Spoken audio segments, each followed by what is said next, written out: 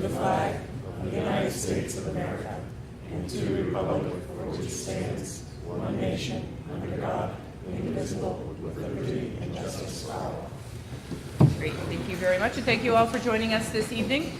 Any additions or deletions to the agenda? Sure, we'll have, right after Hopkinton School District Transportation Contract, we'll get an update in the Budget Committee from Mr. O'Brien. And the action item tonight on the custodian supervisor position should say at the end, pending final approval of the superintendent. And effective date as determined by the superintendent. Number 12. Yeah. If you can just add effective date by the superintendent and final approval, that'd be great.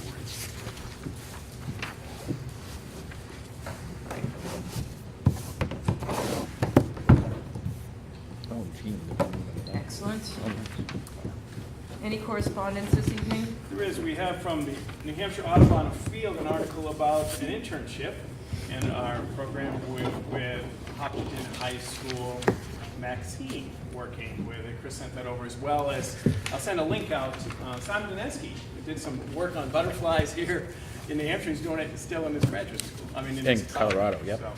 So, just some cool stuff going on for our students. Great. Thanks very much. In the packet was a set of meetings from the Hopkinton School Board, regular board meeting held on November 29, 2018. I'll entertain a motion to approve those minutes. So moved. Second. Any changes or discussion about those minutes? All in favor? Aye. Any opposed? Motion carries. At this point in the meeting, we have the first opportunity for public comment. I encourage any of you to come up to the microphone and just state your name for me and provide any input to the board. There'll be another opportunity toward the end of the meeting.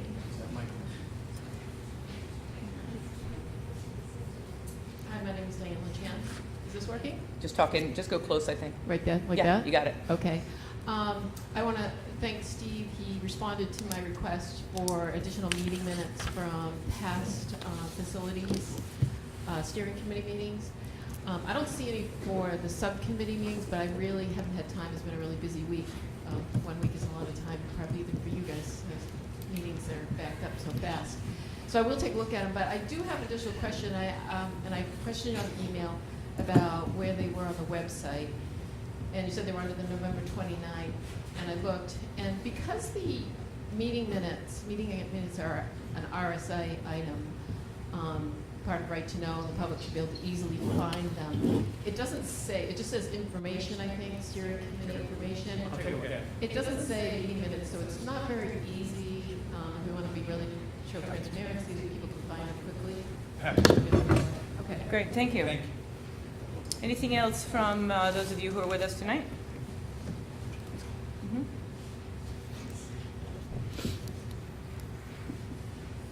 Hi, Janet Kwasaniak. Sorry. Yes, just lean in close.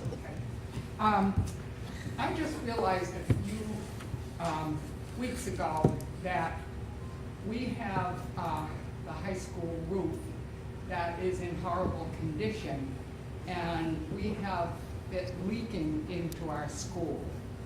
I think there's at least 2 places, but I think I heard 3, and we have to put trash cans or whatever out. Number one, that is just unacceptable.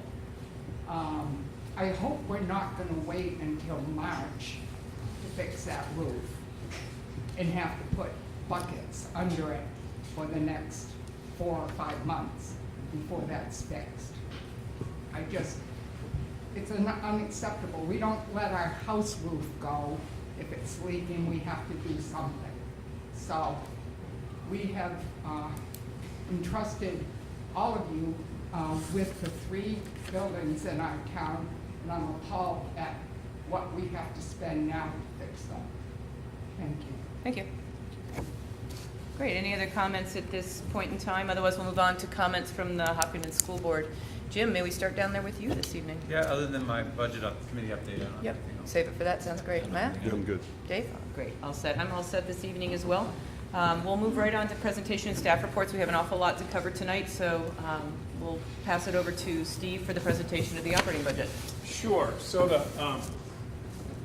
plan, I'm going to present the superintendent's budget, try to do some in-depth and then questions from the board, and then what I serve as a pleasure regarding your questions. And then during the discussion portion, we can go through the typical the function code budget, trying to talk a little bit about that, and then we'll keep moving. Does that sound all right? Great. So each year we do a theme. This year was very deliberate and purposeful, this notion about being hopeful. The district mission, which I hear about in a minute, is above all care. And the research this summer and the connection of hope and care is very difficult to care if you don't have some hope. And so I knew that this would be a challenging budget year in terms of a facility project. So this notion of being hopeful in what we do and trying to work through this in the Hopkins tradition of great questions, great thoughts, and trying to move forward in the most respectful manner. I certainly am hopeful that this community will come to consensus on how to continue to improve and offer a quality education to our kids, which they absolutely do. Our mission. This budget, as all budgets I've presented in the last years, have been driven by our mission. And our mission is to, above all, care. There's 5 tenets that we work with. One of the is that in order to care, you must have a thorough understanding of your students. And as you go through and start looking at class size and you start looking for staffing, that notion about how we get to know and how we have deep understanding of our students is deeply connected to our mission. I ask faculty, I ask administrators to make sure we are doing what's best for kids, that we're motivated solely by the needs of the kids. We are focused on students. The most important thing in this district was that students see as caring. It's not the active adults. We are focused on students in this district. They are the reason we're here. Something that I work on personally and professionally and with my colleagues is to make sure we assume best intentions. And when we see care, we want to acknowledge it. We want to recognize care when we see it. That is our mission, and that's how we enact it. We are a goal-driven organization. The budget is developed with these goals in mind. Our first goal is to ensure student learning. That is a higher bar than providing an opportunity to learn. Ensuring learning manifests itself in schools by frequently checking for understanding and changing your instruction based on student feedback. That is also connected to staffing and how efficient we can do that. Since I've been here, this is my 20th year, my 10th budget presenting as a superintendent. The board has charged me from assistant principal to superintendent, and they truly believe that the Hopkins community and Hopkins students deserve best practice. Our goal here is also to ensure high school plus.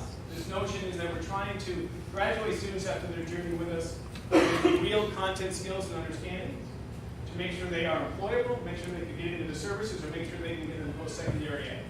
It is not enough to graduate with just knowledge, but with real skills that can make them successful after high school. And we continually try to raise the bar for all kids and close the gap for those who are behind. So the budget is developed with this notion of mission-driven, and the board's devotion to mission-driven is one of the reasons why they were recognized a couple of years ago as the school board of the year. And this slide I like to put in because it's one of the biggest things I learned when I moved from the building to the central office 10 years ago. How regulated we are in the school district. We're governed by federal law, IDA, which is the Individual Disabilities Act. Every Student Succeeds Act is ESSA. The Affordable Care Act, labor laws, the Environmental Protection Agency. All those have an impact on the budget, every one of those. We're also state law and regulations this year. To no surprise, I added the Department of Environmental DES. Safety. Actually, Michelle and I talked to DES today. DES is a piece of this. We have local fire codes, collective bargaining agreements, district policy. But I also want to look at what really the guiding principle that I've been fortunate and privileged to work under. The board is always charged and always, I think, embodied. We do what's best for kids. We do what's fair. We do what's right. Those are the principles that have governed my leadership, my ability to serve this community, and I've been honored and privileged to have to work for a board in my 10 years. That's always been the priority. This is what we're doing. These are some of the initiatives, some of the focus, some of the work that we're doing. We are working with the state on Universal Design for Learning, trying to create proactive universal practices for all our kids. We're very much invested in year 3, I think, in responsive classroom, in year 4, responsive classroom, creating communities and relationships very purposeful and deliberately. Chris and Rebecca have led student-led conferences trying to increase student agency in their knowledge of their learning. That document behind, right under the student, is our Magnificent Seven. It's our instructional commitment to magnificence and how we believe magnificence can be embodied in our district. That's now been acted as like party agreements as well as policy. We are spending a significant amount of effort trying to make learning visible. We are involved in a trauma grant grow. We abide by the Nostra change model and trying to prepare our teachers for change.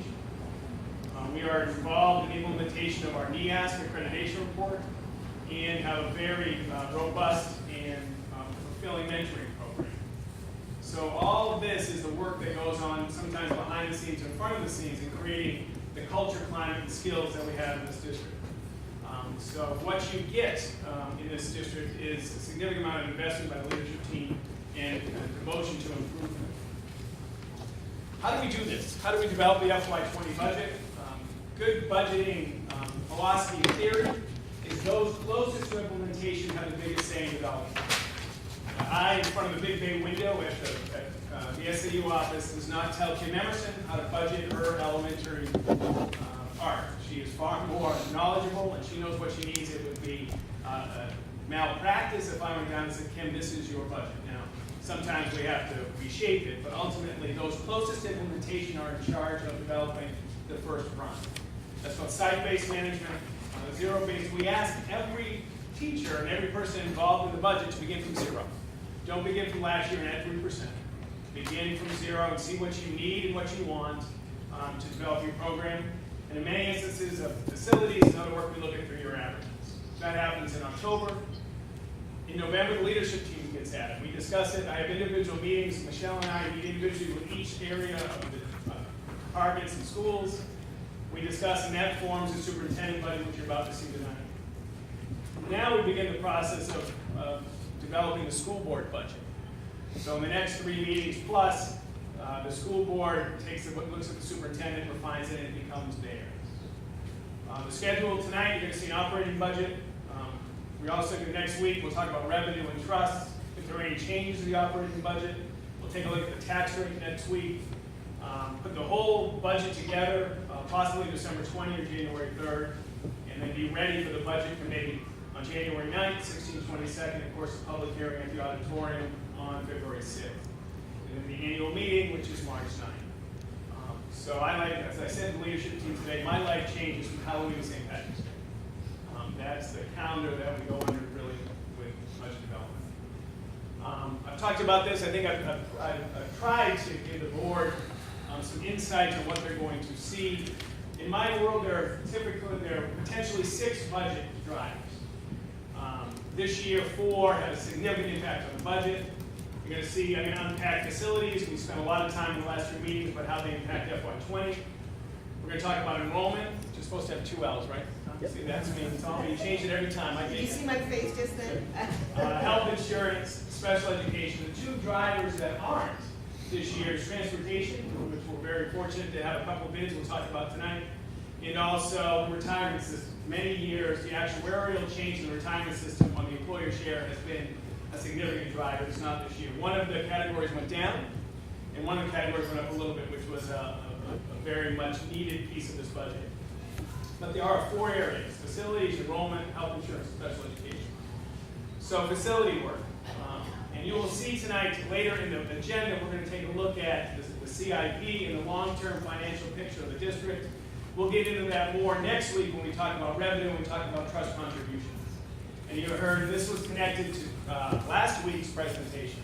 So in the capital area of our budget, and due to as I talked about, learning from Mr. Burgess, and we've changed fundamentally in how we look at major facility work. We have created a capital area of the budget. There's needs of $1,137,000. Typically, capital areas are funded through a bond. So this is certainly, the board has a choice. They could bond every one of these pieces. They could defer these pieces, or they could move them into the FY20 budget. That is all with the purview. So what you've already heard about our roofs, yes, we need roof work, $162,000 at Harold Martin School. We have both facility estimate and we have a roof analysis estimate. Maple is $254,000 in roofs. Middle high school is $400, now about $500,000 to get our roofs up to where they should be. There's a heat recovery unit on top of the gym that is $64,000. You're going to hear we're going to talk more about the underground storage tank tonight when we get to the CID. That's $129,000. And there's a gym divider. The curtain between the gym is $11,500. And also the last one is what we talked about with the town to take care of the drainage and the issues coming off the high school. So that is $1.1 million worth of work that is in the capital area of the budget, and the board has a purview on what they want to do with those. Those are the near-term priorities to take care of. So that's the facility component of the drive. Enrollment. I'm going to take a look at elementary enrollment and secondary enrollment. So the enrollment piece is right now, currently there's 64 youngsters in grade 1. Is projected to have 70. That would be a 23 if we go to 3 sections. It would be 18 with 4. So this is one in the gray area. This is what keeps Mr. Crows and I up late at night. This decision, do we go with 3 or do we go with 4? We have seen traditional expansion during year to year, and if it went beyond 70. So right now in the superintendent's budget is an additional second grade. We've also had expansion of our preschool program, so there's 2/5. So the FTE is full-time equivalent. So 1.0 is a full-time teacher, a 0.5 is a half-time teacher, 0.4 is like 2 days a week, or 4 afternoons a week. So we do like half days. Maple Street, again, grade 4 currently has 71, is projected to be 76. If we stay with 3, it would be about 25. If we go to 4, about 19. There's also, Ms. Doyle has done a statistical analysis of this grade and believes that in the long-term best interest is to reduce class size and make sure we target these students with the appropriate needs, appropriate interventions there. If it grows to 76, which is the typical growth area, we would be awful high for class size there. We're asking for 1 more 5th of literacy, and that's data-driven by the number of students that need literacy support. And when we add a grade, the collective bargaining agreement has a number of sections our specials teachers can teach. And so, believe it or not, we would be adding 1/20th of an FTE to meet the collective bargaining agreement obligation. So elementary, it's 2, in this budget is a little more than 2.5 full-time equivalents of teachers at a cost of $251,000. Enrollment driven. We have about, we were up to the other day, 1,010 students in district. These are the sections. We project 4 kindergartens at 65, 4 first grades at 68. 2 is the F1, that's 4 at 70 and 4 at 92. This also, by going 4s all the way, that impacts the facility and the number of rooms we have. There's not much room at the inn at Harold. So if the board didn't support a second grade addition, that would keep the classroom allocations the way it is now. Maple, this would move to 4-3-4. Currently we're 3-3-4. And so that is the projected. Let's talk about secondary. At the middle school, the need based on enrollment, and I'll have next week, typically, I know Mr. Valente usually asks what if we do it or not. I'll have that document for you, more about class size. But a 10th, this year we had some of the French in the contingency fund that we didn't need. So we only, we put half of it in the budget, half of it in the contingency fund to hedge our bets. So there was a 10th left over in the budget, so this is only a 10th increase. This would add a whole year French class. It would reduce class size in middle school French.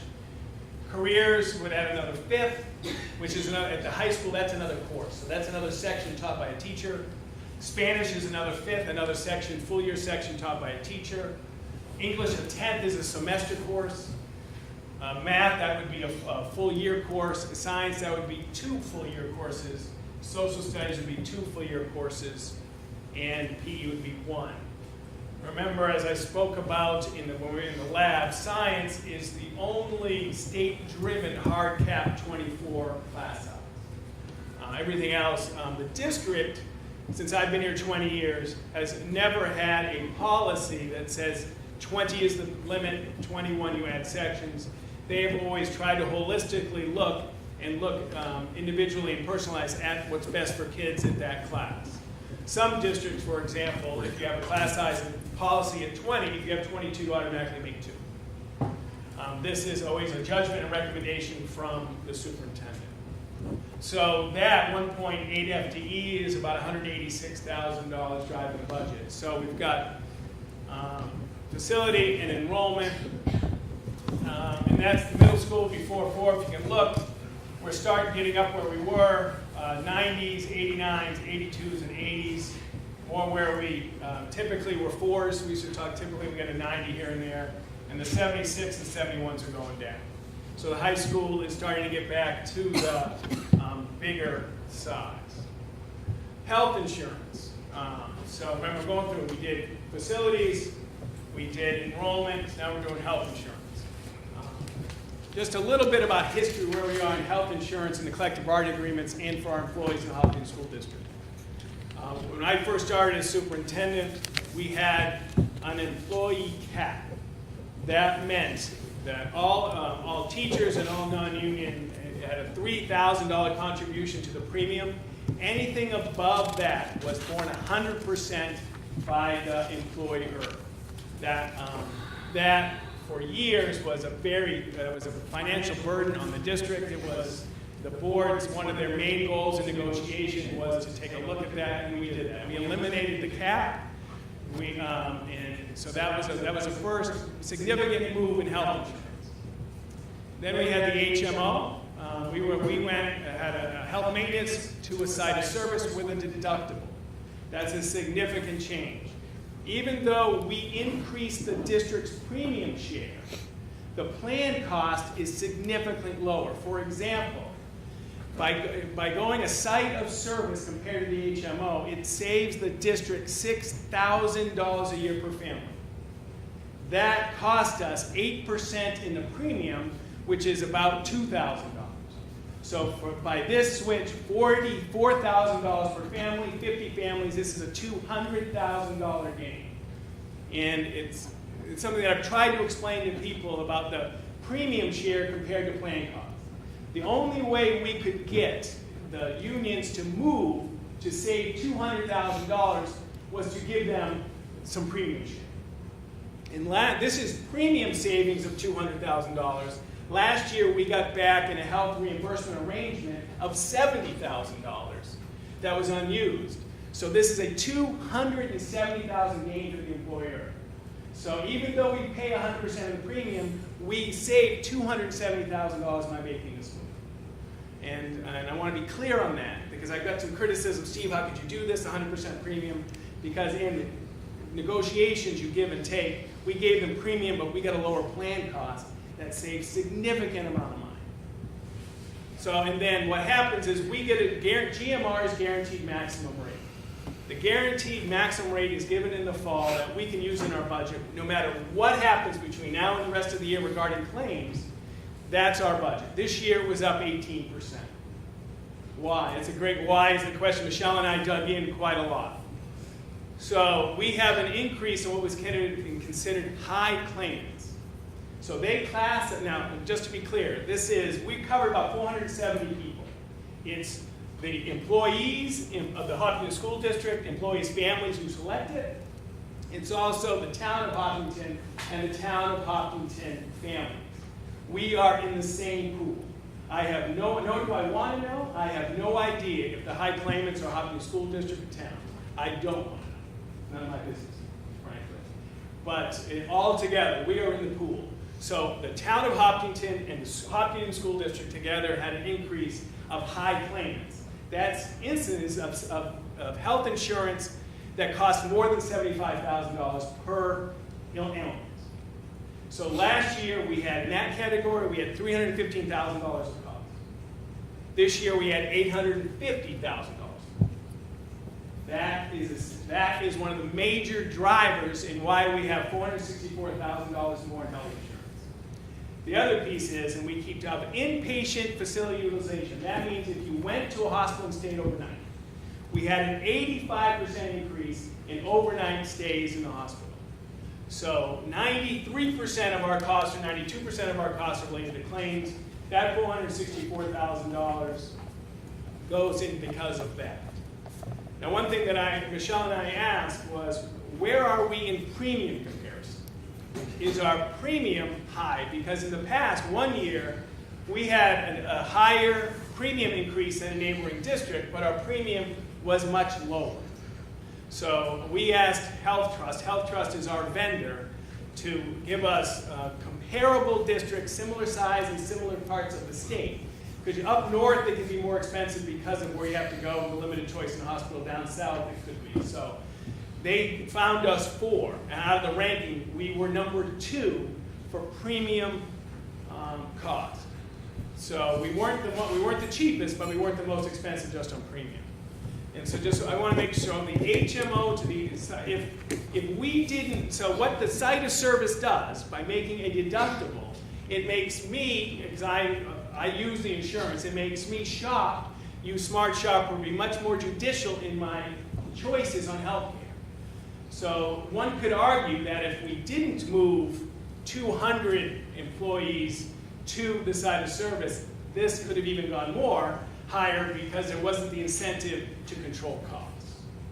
So it's because of claims, because we've had some significant issues and overnight stays, and that's why the health insurance is going up. All right. Special education. The significant driver of special education, and Becky's done a really good job of taking a look at all aspects of the budget, is the out of district. So the way, and I'll talk a little bit, one of the most important concepts in special education required by IDEA is this notion of team. A team made up of sometimes Becky, always a principal, special education teachers, always family, sometimes students get together and decides what is necessary. And very purposely and deliberately, and I'm very grateful, that unless I'm invited by the family, the superintendent is not on that team. But sometimes, because I've been around a little while, I've had actually kids, so they sometimes want. So it is the team decides, and they decide what is necessary. And there is a process that if the team and the families disagree. And so there are some students that we are unable to educate within our community. About 5 or 6, I think. 5 right now. And sometimes those people come into our district, and sometimes they've been here, but sometimes that happens midstream. The question came up twice, I think, is so this year, in the 18-19 school year, we had 63 new students outside 1 through 12. Because kindergarten, I don't know if kindergarten moves until they've been here for a long time. So from grade 1 to grade 12, we had 63 new students. We had 3 students identified for special education. That's about 5%. So that is not the majority of our kids. Our identification rate of just kids who live in this district is 18%. So one could argue that they are moving here for schools, but not necessarily for special education if you look at the numbers. But to be fair, last year, and I stood up here last year, and actually last year this time is only part of the story, we did have some, and sometimes it's not the number of kids, but it's the complexity of the kids. And we've had some youngsters with obviously some complexity. So that's the special education drive. Everybody okay? So does that help? Facilities, enrollment, special education, health insurance. Unpacking all that. You guys all with me? I'm talking a little bit now, that frames that, now I'm going to talk a little bit about what we do. What is, and sometimes I use the word brand, sometimes I just use what we do. So what Harold Martin right now, currently, and this superintendent budget supports the tip, it doesn't support a super class size. It supports the traditional class size in the Hopkinton and Harold Martin School. One of the focus of early elementary is literacy instruction support, numeracy instruction support, social emotional behavior support, and the strong specials. That's what Harold does, and does well. Maple, again, the superintendent's budget supports a class size that is within the range of Hopkinton standard literacy, numeracy, social emotional, and robust specialists. The middle school. The middle school philosophy is give middle school kids 7th and 8th or 6th, 7th and 8th as much exposure to different programs as you can. To family consumer, to art, to music, to engineering, to wood. And at that age, you want to get them exposed to everything as they start figuring out what they want to do. And this middle school program does that. Unified arts, world languages, extracurricular programs, literacy, academic general support, social emotional. And one thing that's important that I've added this year is that the way the middle school is structured is 8 blocks over 2 days. So if you start looking at a reduction of program, either they're going to be in study halls or they're going to be in class because they have 8 blocks to go. High school, one of the absolute mantras that Chris and Rebecca support is that we want to support all kids and challenge all kids. We want to make sure we have an academic program that meets the needs of kids throughout the continuum.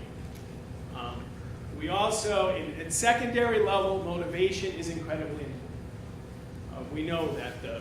And so the notion of voice and choice, having a program of studies that provides a choice for kids, is critical to a strong academic program and connected to motivational theory. We have literacy and academic support, strong extracurricular, social emotional, and they are also aligned in 8 blocks over 2 days.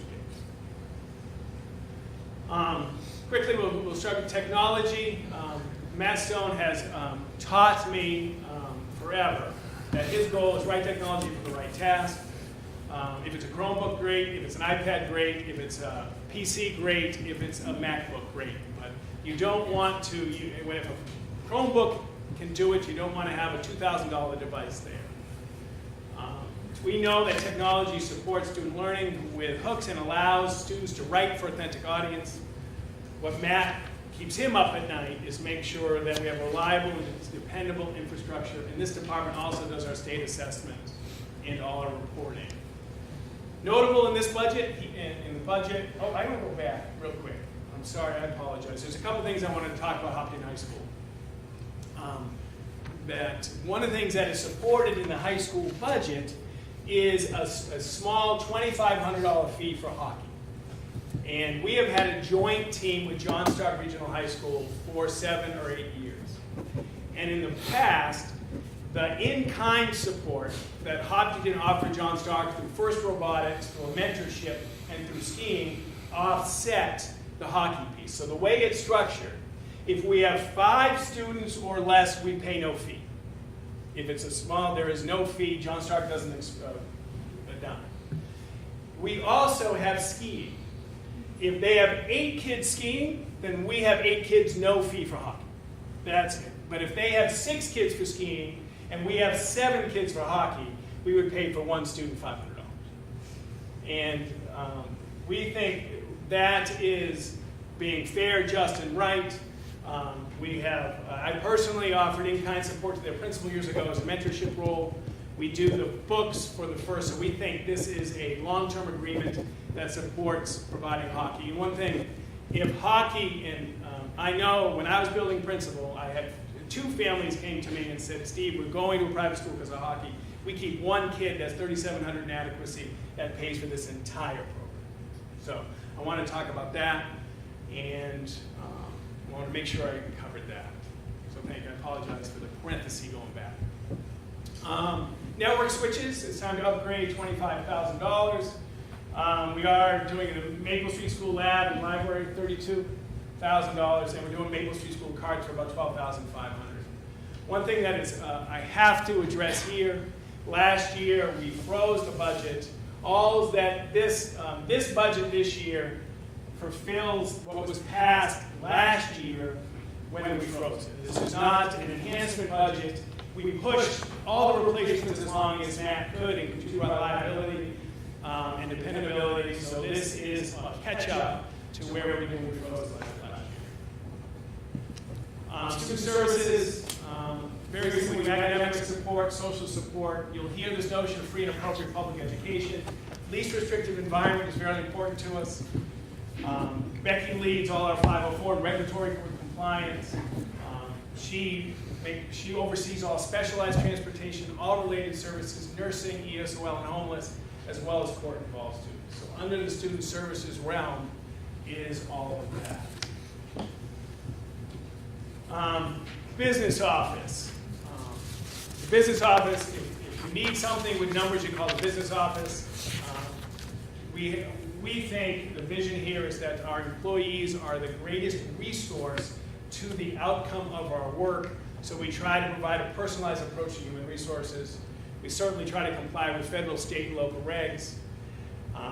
Facility-wise, provide a safe, comfortable, productive working environment. There is no increase in staffing. I've talked about the need for HR support. There is today about $50,000 to offset food service costs. We'll talk more about that next week. Why that's in this is, I think, the first time that I didn't cut this. And the reason why we just have to talk about revenue.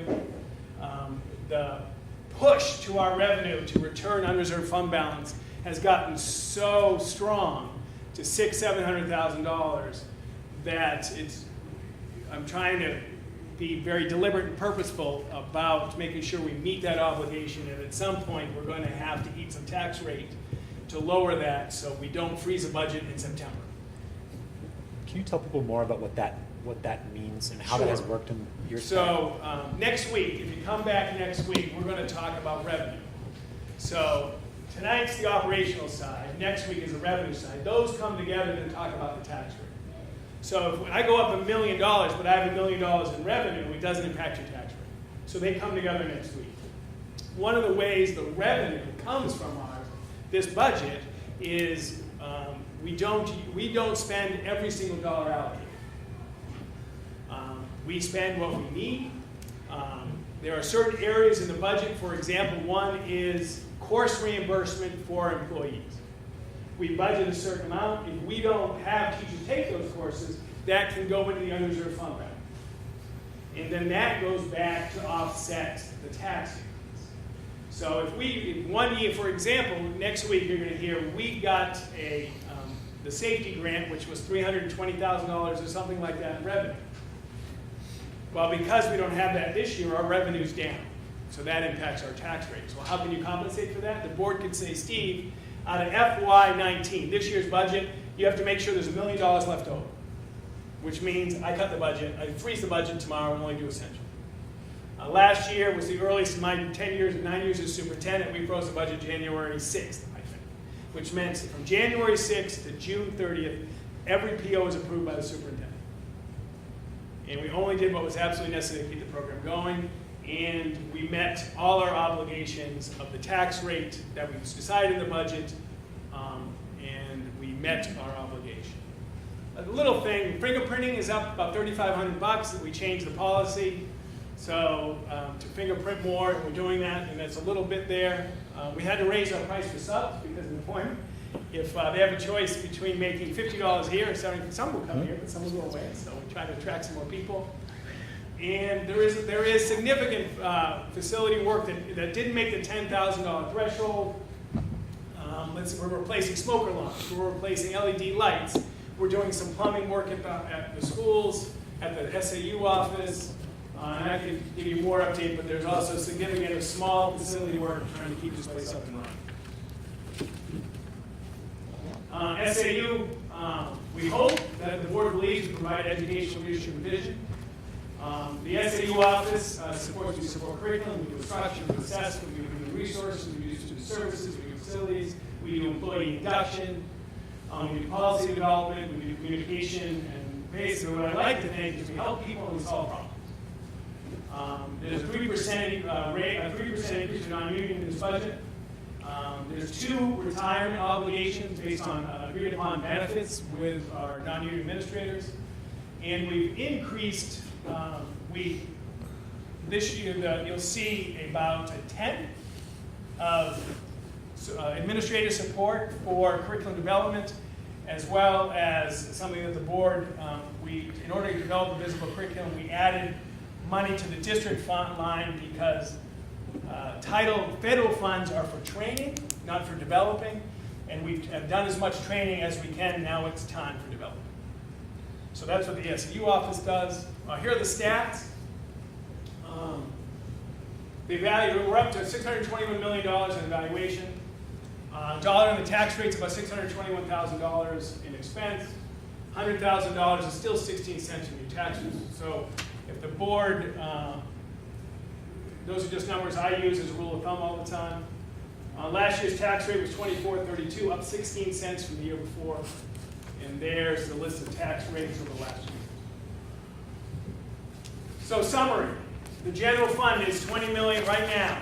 The general fund is $20 million, up 6.55%, up $1.2 million.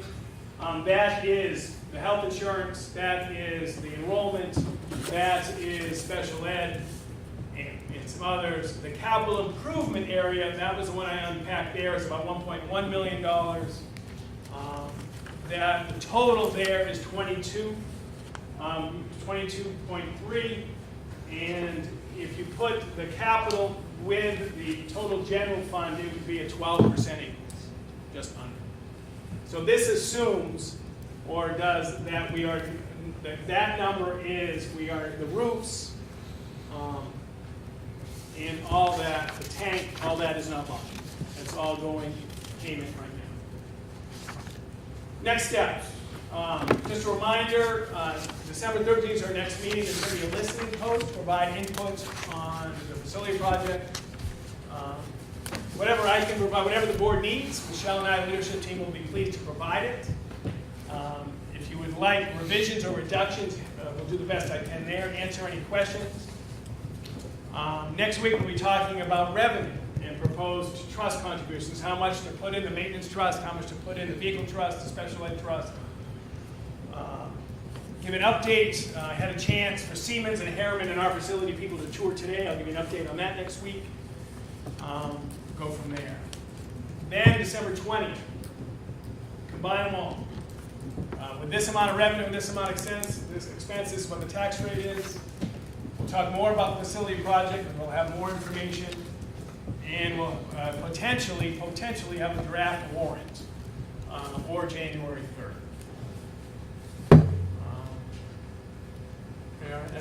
That's it from there. And happy to answer any questions. A couple of things, I didn't have my notes. We did add some hours to Harold Martin office, the office administrative assistant Harold Martin, just because there has been so many new students over the summer. So we've added summer days. The enrollment and trying to meet the needs of tours and new people. So we believe that if a person works in the summer, they should be paid in the summer. And we have such good employees that sometimes they just work. So that's there. And I don't know if did I miss anything big? No, but let me open it up to the board for questions on Steve's presentation at this point. Jim, Matt, and Dave, any specific questions or clarifications that you'd like on the information he's provided so far? Sure. Steve, thanks very much for running through this this summary. Couple of questions on the facilities slide. Sure. What's the current balance of the repair and maintenance trust? Just roughly. No, you're going to see it in a few minutes. Okay. I think it's, I've got it right here, because this is on the CIP. It is, right now, today, $283. $283K. And we'll talk about this in a few minutes. We have some planned expenditures.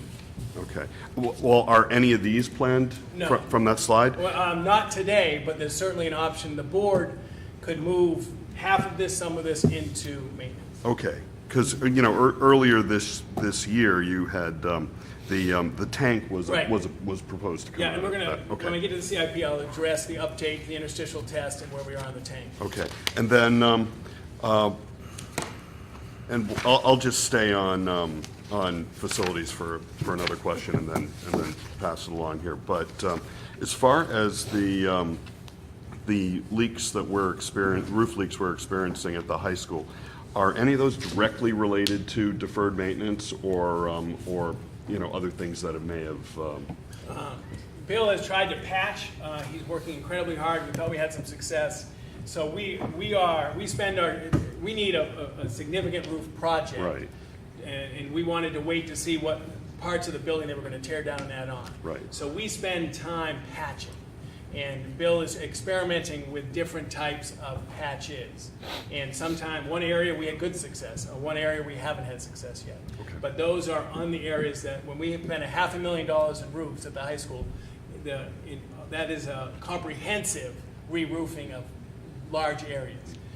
But we have pooling areas that he has done with siding underneath and re-angled things, so he is continually trying to experiment with patching. But a comprehensive roof project is necessary. okay. Thank you. We don't just stop, we keep trying until we get it. And I guess I have similar questions on the capital budget, but if you're going to be presenting, additional information, Yeah. you probably just wait to Yeah, get we're gonna that. see So I have a question on your enrollment in secondary school slide, which is the 1.8 Yes. FTE. Yes.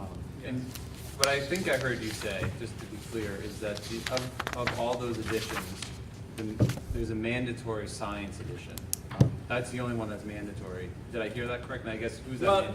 Well, nothing is mandatory. If we don't increase science, less kids will be in science. We can't make that go to 28. So if you don't increase that, there's some kids who won't be in science. Okay. But you don't have to. But we Got just it. can't put I can't put 25 in the science class, even though I tried with Jay Godfrey saying someone's absent every day. He didn't like that. And so can you get just the cost of what that additional science would Yes. be? Sort of break that out a little bit so we can see how that. Science is $38,085.21. And is that information we're going to be receiving, sort of a breakdown of all these costs and how it flows, so we would? Happy to, and what I will do is I can do a memo for every edition next week with, if you don't do it, how much the average class size? If you do it with the average That's class size. fair. Happy to do that. And I had one more question, I'll turn it over to Matt and yes, no. So this isn't necessarily a question having to do with your budget, but it's a question I've been thinking about in relation to the facility project. And I'm just curious if you costed out, or we have a cost for what portable classrooms would cost at Aaron Martin School. Yes, we do.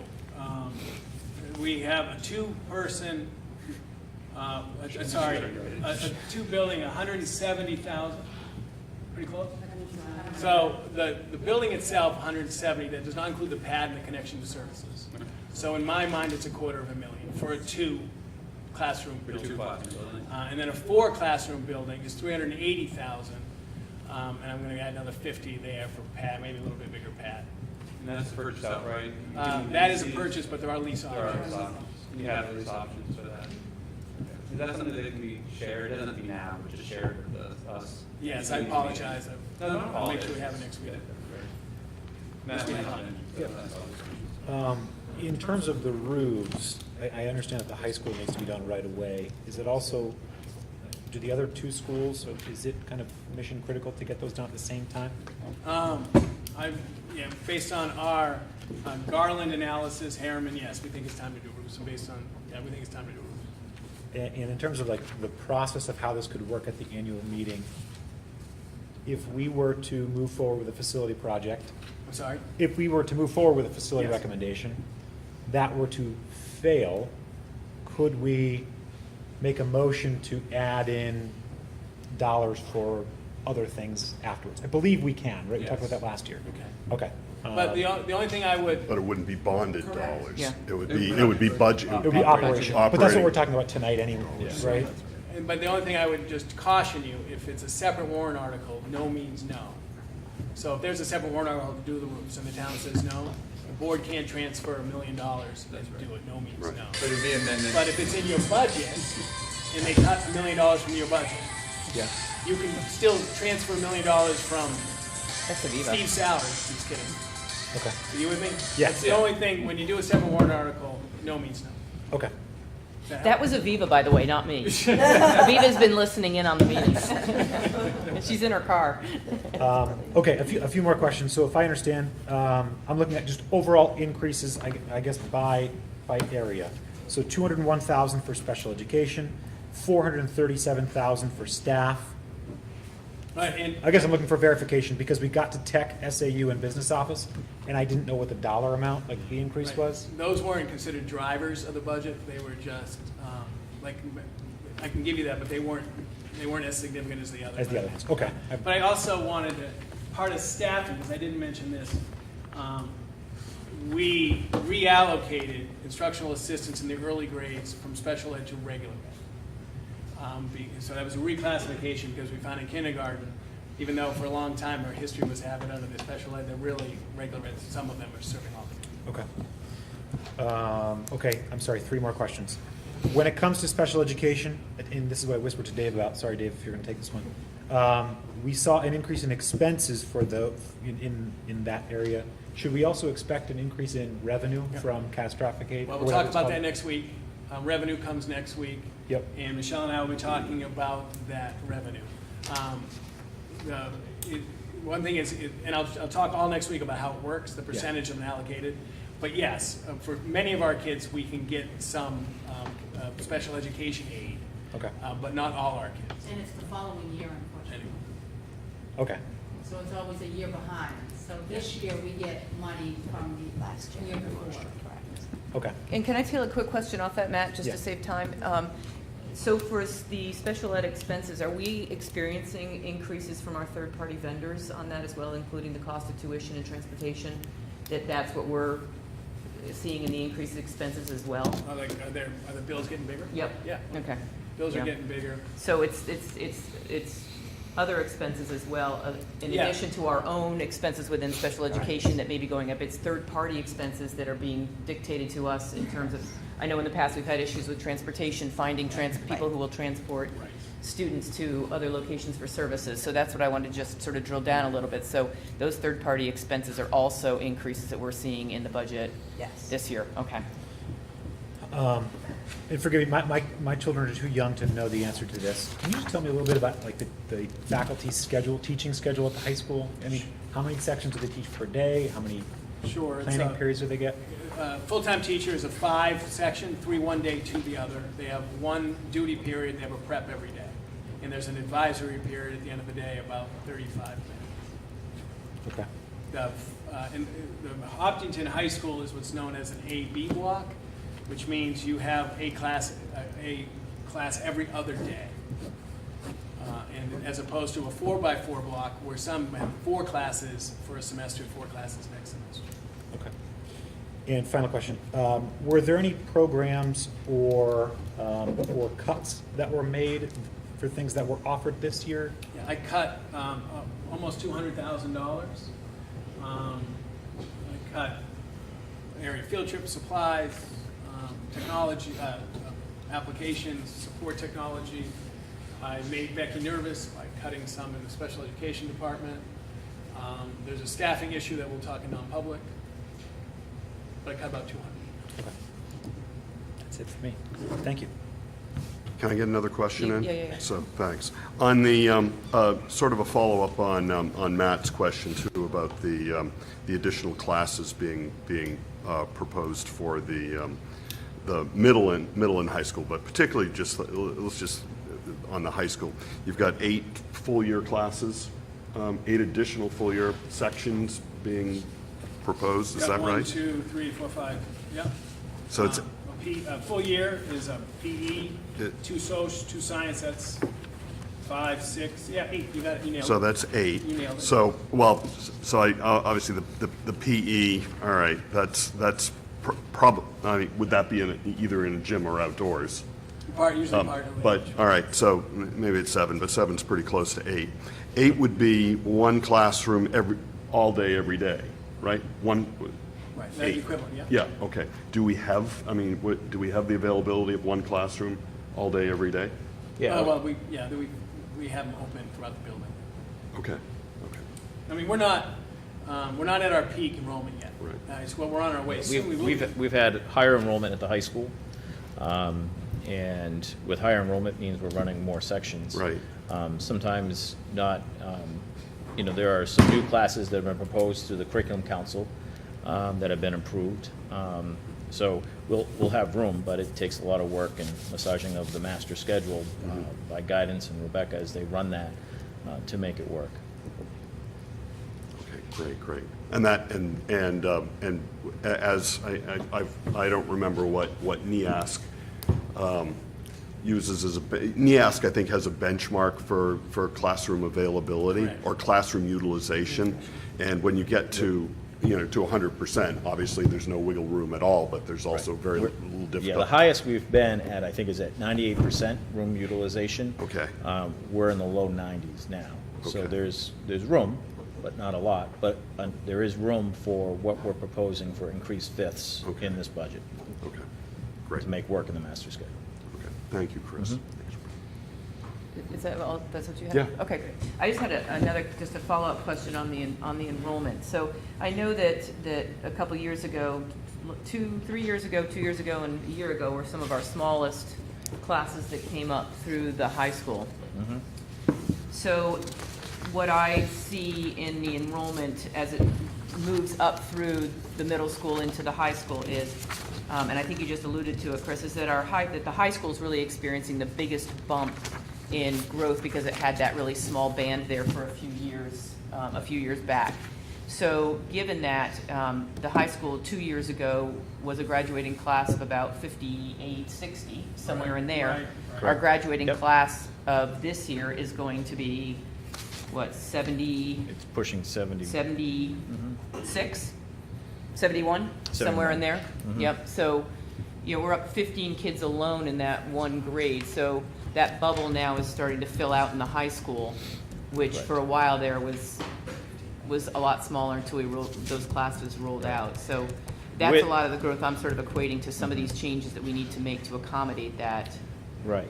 For required classes, but also it will help push those students in the number of requests we get for some of our elective classes as well. Mm-hmm. So some of those numbers where their class size is 15, 16 in those electives may be pushed to 20.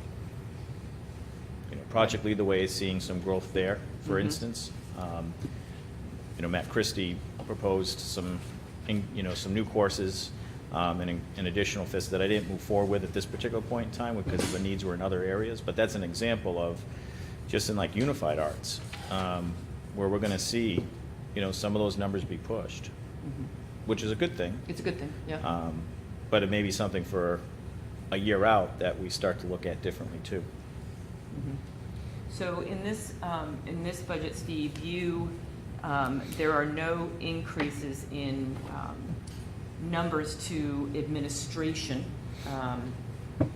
or as you shared with us, no additional positions related to things like human resources No social or work. additional curriculum development other than what we've already incorporated into our existing administrative personnel. And Okay. that's one of the conundrums you have. For example, we're at a growth in the student services area for significant growth for a few years in a row.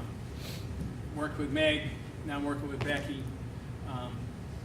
Some of Becky's time, some of Meg's time is building level coordinatorship. And I would love to be able to give Becky the time and accept to move this aircraft carrier long term. But right now, the way we staff is that some of her job is case management. Case managers are out of district kids and working with some support of Harold Martin. But all the court-involved kids she does. So we don't get the full of a student services director.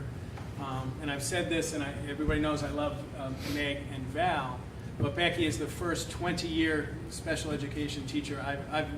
I've learned significantly from Becky every day because she's been a special ed teacher for 20 years. And giving her more time and accessibility to move this aircraft carrier may, in fact, in 10 years, save money. But in the meantime, it would cost significant money, having that kind of investment. We can make the same. One of the things, Michelle and I spend a lot of time in health insurance. Michelle is incredibly passionate about Smart Shopper and trying to reduce these costs, really under the realm of she wants people to be healthy. You should see, she says, she watches what I eat sometimes at school to make sure I'm healthy. And if we had a full-time HR person, could we get out and train more on Smart Shop and support more judicious choices in the health insurance and trying to save costs, invest to save? We haven't had that luxury. You know, what you get, I said this, and I don't mean to be a wise guy, you don't have a full-time superintendent. And because I do facilities, I do HR, I do curriculum, I do assessment and instruction, I do a significant amount of social work.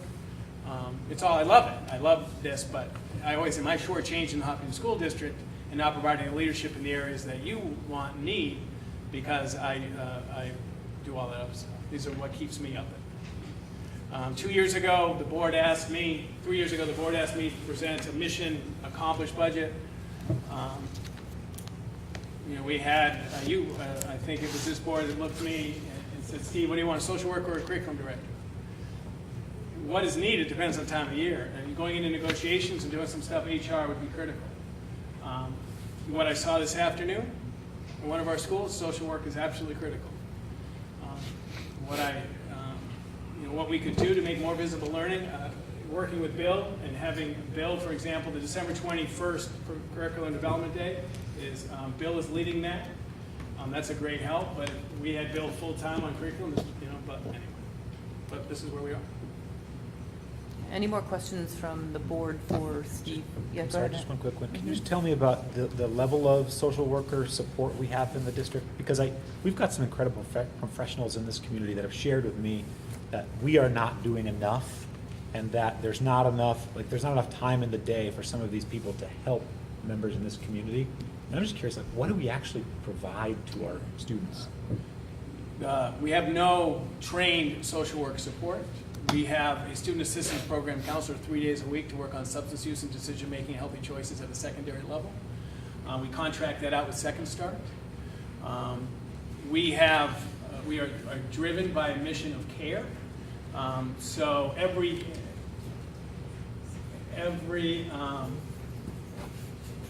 administrator has bought in, and teachers have bought in this notion of trying to get to know people and help people. Our nurses, we've expanded the role of nurse. Becky personally, professionally provides extraordinary support for some families in need. Early afternoon, I've been on the call with a provider as a superintendent, as a social worker supporting, making sure that we do it because it's necessary and we care. I always worry. My mom was a social worker. She was an MSW, and so she knew I was not qualified to do the work that I was. She used to say that. She barely thought I was qualified as superintendent. She liked me. And I just have one more just quick running through the numbers. So based on the 3 of the 4 major drivers, excluding facilities at this point in time, because right now that's a separate initiative. Enrollment, insurance, and special ed. If I did my math correctly, and I just did it by hand, but you're the math teacher, not me, I came up with about $1.1 million. That those pieces, based on what you shared with us tonight, make up about $1.1 million of the total increase of 1.231. Is that an accurate statement? Yeah. So, So this is where you have to be careful. Okay. Well, because health insurance, the costs of the people include health right, insurance. they're double into this. So Okay. there are Gotcha. pockets where health insurance, if you cut some of the new proposed staff, health insurance would change. Right, okay. So that's the only one that would be in both areas. It's not significant. If I had to guess, it'd probably be in the maybe 100,000-ish Okay. range. Okay. But I just preface that because we run the budget looking at the account structure of the health insurance, so we don't have the new people in a separate area. Okay. But we do have the costs of those Right. people and what makes up that. Right. But My intent was really just to isolate the big budget drivers and look at what was the remainder of the operating budget and what kind of change Steve's proposed for, and it really is not significant. I mean, it's, if we look at the 3 big, based on what you said, Michelle, factoring a little bit of flexibility in there for, and because I know that's a moving target all the time, it's not static, is that these 3 drivers, exclusive of facilities, really do make up the majority of that increase that you proposed for next year. That the rest of the operating budget, based on our programs, based on our academics and our extracurricular and our athletics and our everything else, professional development, are relatively similar. And remember the giant spreadsheet? Donna's, I forgot to ask Donna to copy them for us. She's trying to copy us now. We can go through that or at least have them for you. Sometimes we do it next week. But that goes by function area, and you'll see, Right. like, you'll see an example of a 25 or 3,500% increase because we had like $1 and that's now some curriculum. So you'll see the major increases, and I'll make sure. I'm just you guys looking at get that. overall, that's all. I was just curious And I as to see apologize. It was what my percent fault. this I made didn't up. ask Donna to do that. It's a great document that Michelle prepares for me 17 times. I think she prepared it for me in the last 2 weeks. Yeah. Just trying to get it to where we had to get it. Yeah. Here they are, the wonderful human. Thank you, wonderful. And again, this might be a question a little bit for Michelle, but and it's a little bit, Steve, to your thought about the insurance piece, and with the fact that we use Health Source, and I'm just familiar with them because I do some work with them with my business. Is there more opportunity for us to do more education with them, to allow them to come in and provide some value added to educating our staff, and even for the whomever else is involved in that? Health Trust is great. We're doing a Know Your Numbers Day. They come in, and so knowing numbers has changed this piece. We do a wellness, every professional learning day, we do a wellness activity. We remind people about Smart Shopper. The site of service requires that you go to a cost-effective ortho, you go cost-effective blood work.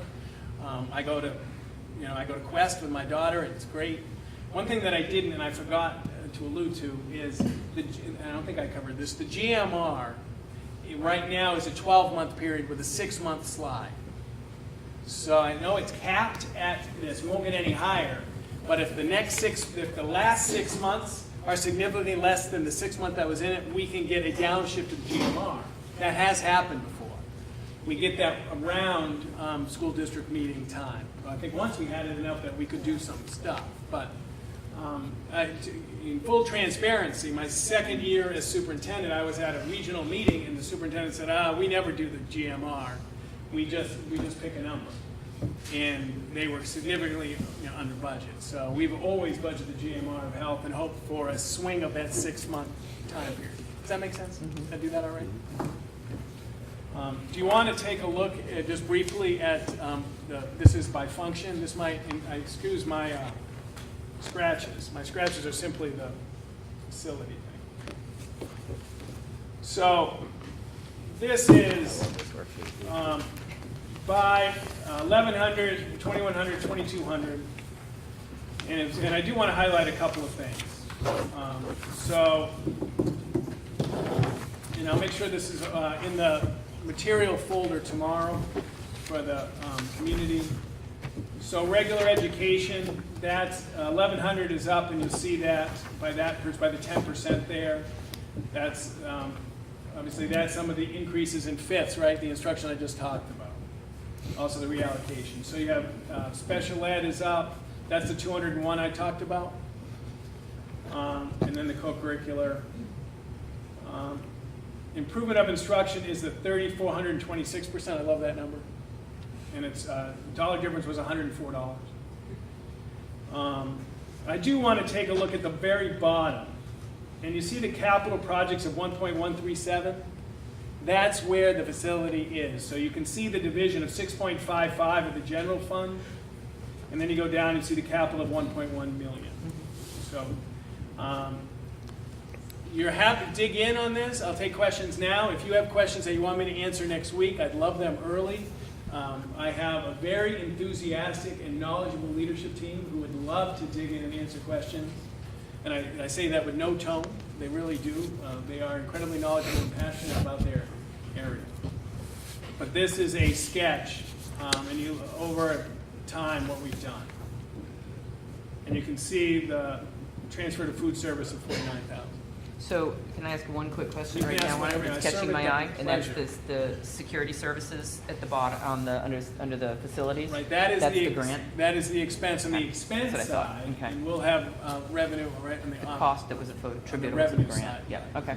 Right, great. And usually I like it when Michelle's Just sitting next to confirming. me, because then she can kick me, and now she just have to give me the supportive eye. Okay. Anybody have any questions they want to clarify on this sheet? And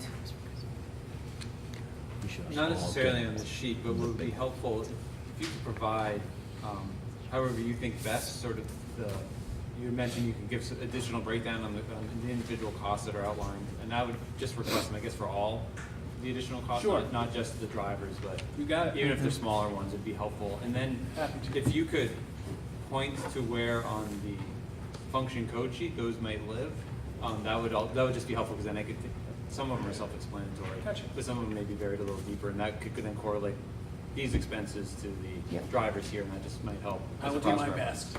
Sounds good. Your best is best enough. I hope so. Anything else we can do for you wonderful people? Matt, you're all set? You've got what you need right now from this perspective? Yes, the only question that I have, I think it's going to roll forward, the capital improvement is around the tank, but Yep. I'll wait Yep, for that. that's coming. That's coming up soon. So, schedule, everybody okay, net revenue plus the stuff you've asked for next week? And listening post at 5 o'clock. Yes, sir? Can you give a preview on the revenue?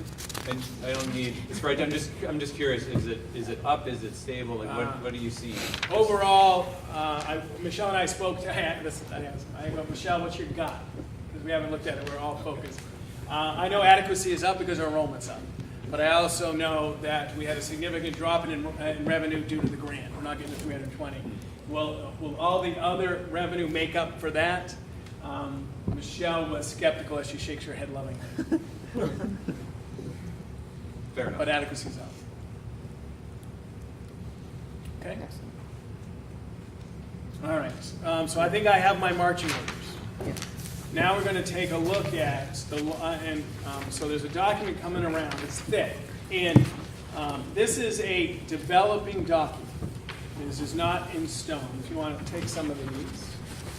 So we are now, and I'm calling this, the name of this document is the Hopkinton School District FY20 CIP and long-term financial picture. Okay? You can have your own first.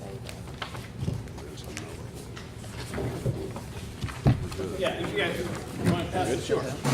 Absolutely. They can share out there with. Yeah, and this will be in the packet tomorrow, in the folder tomorrow over the weekend, depending on how it fits. So, I alluded to this, and again, I thank you to Jay, thank you to Michelle. We spent a lot of time. It's not as clean and as tight as I, but we're going to make it better. I actually started coding. That says no, but I actually tried to code within a Google Sheet. So, this is our first page. So our first page is just some rules to this work. We manage 158,000 square feet of property at a cost per replacement of $300. It would cost $47 million to replace this property. We are insured by Primex for $34 million. That's the number I used. The recommended capital ratio, Jay Burgess says somewhere between 1.5 and 3 because we are behind. It's a 3%, which means we're recommended based on the Primex number of about $1 million a year to support our facilities. That came from the Association of Higher Education Facility Officers, APPA, otherwise known as Jay Burgess. So then you flip to the next page. So this is Harold. So in going forward, and this will continue to develop, we're going to need some paving. We're trying to get a price for paving. We need some walk-in refrigerator. Again, there's typos, and we're going to clean it up, but this is a few hours into this document. We need ovens, we need dishwashers. So this is not a funding document, this is a projection document. The dishwasher with a booster is blue because it's sort of in the budget. Why we say sort of is because we don't budget much for food service, right? We take all the revenue that comes in, and then if we have money left over, at the end of the year, we pay off the debt. So Michelle has raised and reshuffled that area of our budget to make sure we have enough room. Here for the CIP, $162,000 for the roofs. Going forward, we have electrical panels, we have fire alarm systems, we have toilet rooms. These came, if we don't do the facility project, I move them into CIP. I talked about that last week. We have roofs and Siemens, and all this is together. So these are, if we spend what we're supposed to spend $244,000 a year. Based on that, I've moved it around. Some years a little up, some years a little down. but this is just a projection of what we need at Harold Martin. Now, the rules on the next page, the Hopkinton rules, CIP rules, 10,000 or more, last 5 years, non-recurring, and it's any project that is bonded has to be in the CIP. So that's Harold, okay? Maple. We have another underground storage tank. We are currently within compliance, but the cathodic protection is decreasing at Maple, so we're concerned about that. That's FY21. We have carpets, we have windows, all that's from the facility project. But for next year, we have $254,000 in roofs. That is recommended in the capital area of the budget. Everybody okay? So in the past, you saw a maintenance trust document. Now you're seeing by area a CIP document. Now high school, middle high school. We've got the gym, curtain $11,500, $20,000 for the George Park fix. Food service double steamer we're looking at to replace this year. We got roofs of $500,000, and that's where the tank is at $129,371. So this is where we are on the tank. We commissioned a company to perform. Let me start from the beginning. Chuck Corliss. When I came back to him and saying that the board is considering fixing the tank and saving the tank, he said, Steve, before you get too far, you have to have an interstitial test. If the interstitial test fails, DES you have to scrap the tank, and you have to replace it. The interstitial test passed. The DES will allow the Hopkinton School District to spend up to, say, $8,500 was the old quote, but let's say $10,000 to reinstate cathodic protection and save that tank. That decision has to be made soon. He would like me to communicate the board's intent by a week from tomorrow. So the concerns with the tank are, it's okay, we can save the cathodic protection. As he said on a conference call with Michelle, some tanks last a long time. The warranty's 30 years, it's over 30 years old. Some tanks fail before the warranty. But he will absolutely approve reinstating cathodic protection, fixing that tank for $10,000. The other issue related to the tank is supply to the 4 appliances in the high school. 2 boilers, 1 new, 2 hot water heaters. The design, we have a small 10-gallon or so day tank that provides oil. We had our first flame out of the season of the new boiler yesterday. Siemens is determining if it's just part of the commissioning or it is due to supply. Up until then, we did not have any interruptions or flame outs with the new boiler, which was good. So if you want to save the tank, and you want to fix the supply, that would be a redesign of $30,000. If you want to save the tank and not do the supply area, and hopefully when they install the new tank, they put a small torpedo small little tank, maybe that'll help. We don't have good data yet about the supply. We've only had 1 flame out since it's been installed. One of the concerns that DES has, that I have, that Michelle has, is the supply from the tank to the boiler. A third of it we can't see. We cannot, so because it's old, this doesn't mean we mismanagement. At this stage, you visually inspect the supply once a month. Bill's doing that, but we can't see a third of it. So no one has a crystal ball. You throw cathodic protection on there, we might not have any flameouts, and we may not have any spills, and you fix this for 10 grand. You put 10 grand in there, you put 30 grand in, we may have a good running 4 appliances, no flameout.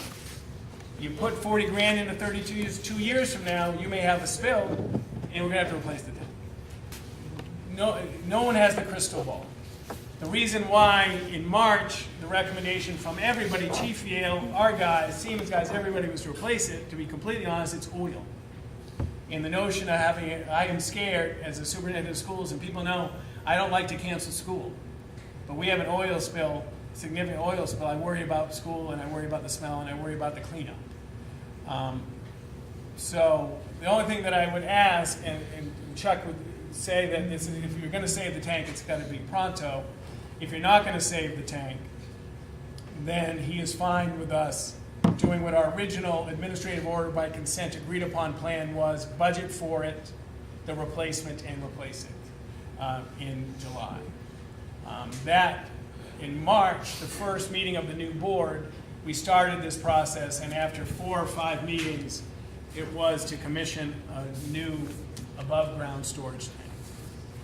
I completely understand it is the decision of the board. The only thing, again, if you're going to save it, it's Mr. Corliss would like notification. We'd like to begin that process now. So that's my tank story. I'm sticking with it. So the tank right now is not in the 1.1.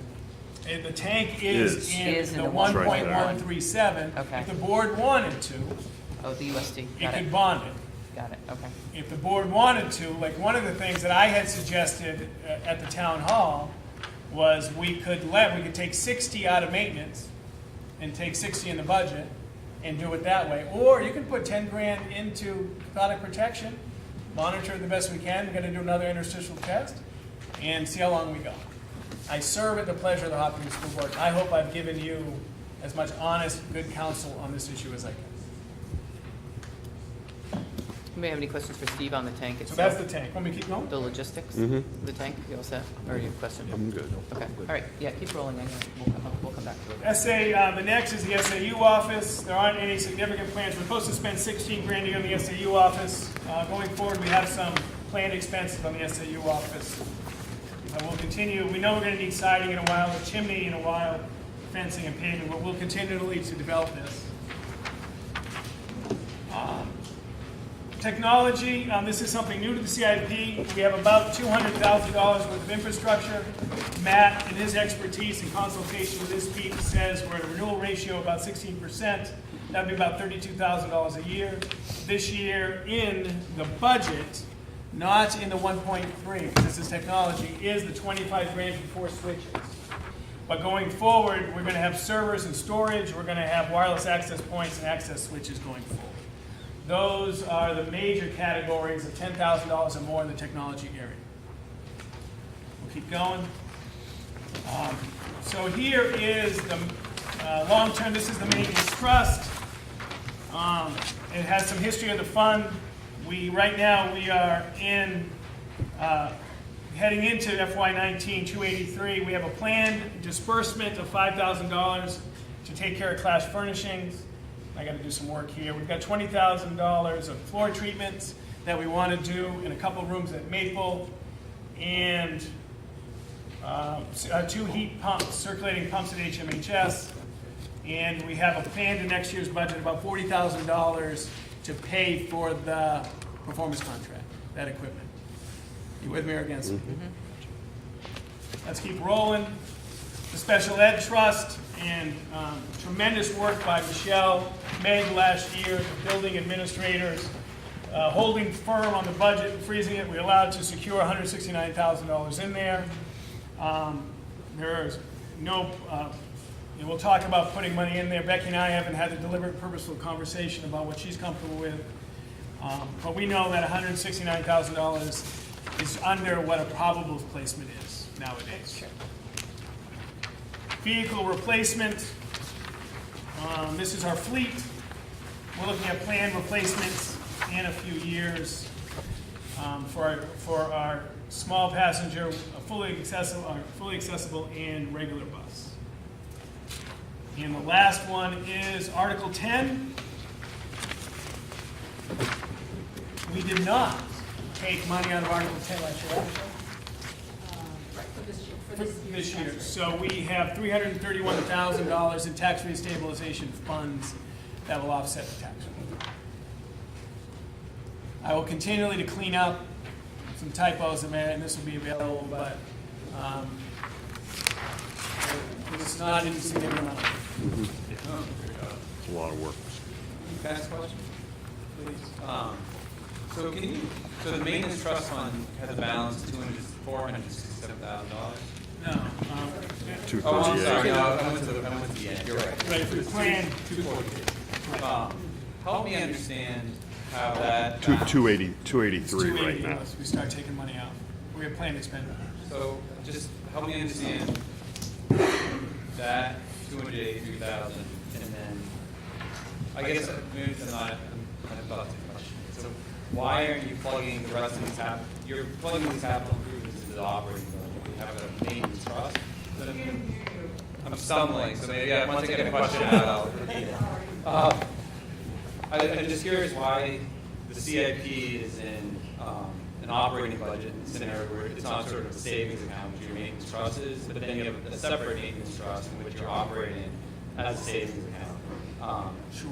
So I don't know if that's a question. I got it. You got So, and learning and spend a lot of time, so the capital improvement program is not funding. Capital improvement program is me telling planned expenditures in all areas of our operations. And so Jay told me, Steve, that's not, your problem's not the funding, that's the board's problem. So this is what we need over the next 10 years, and I'm gonna do more, but that's what we need. Now, how do you fund it? Now, Michelle and I, we had it in a different area of the budget, but the name wasn't a great name. It was a state-given name that didn't really say capital improvement.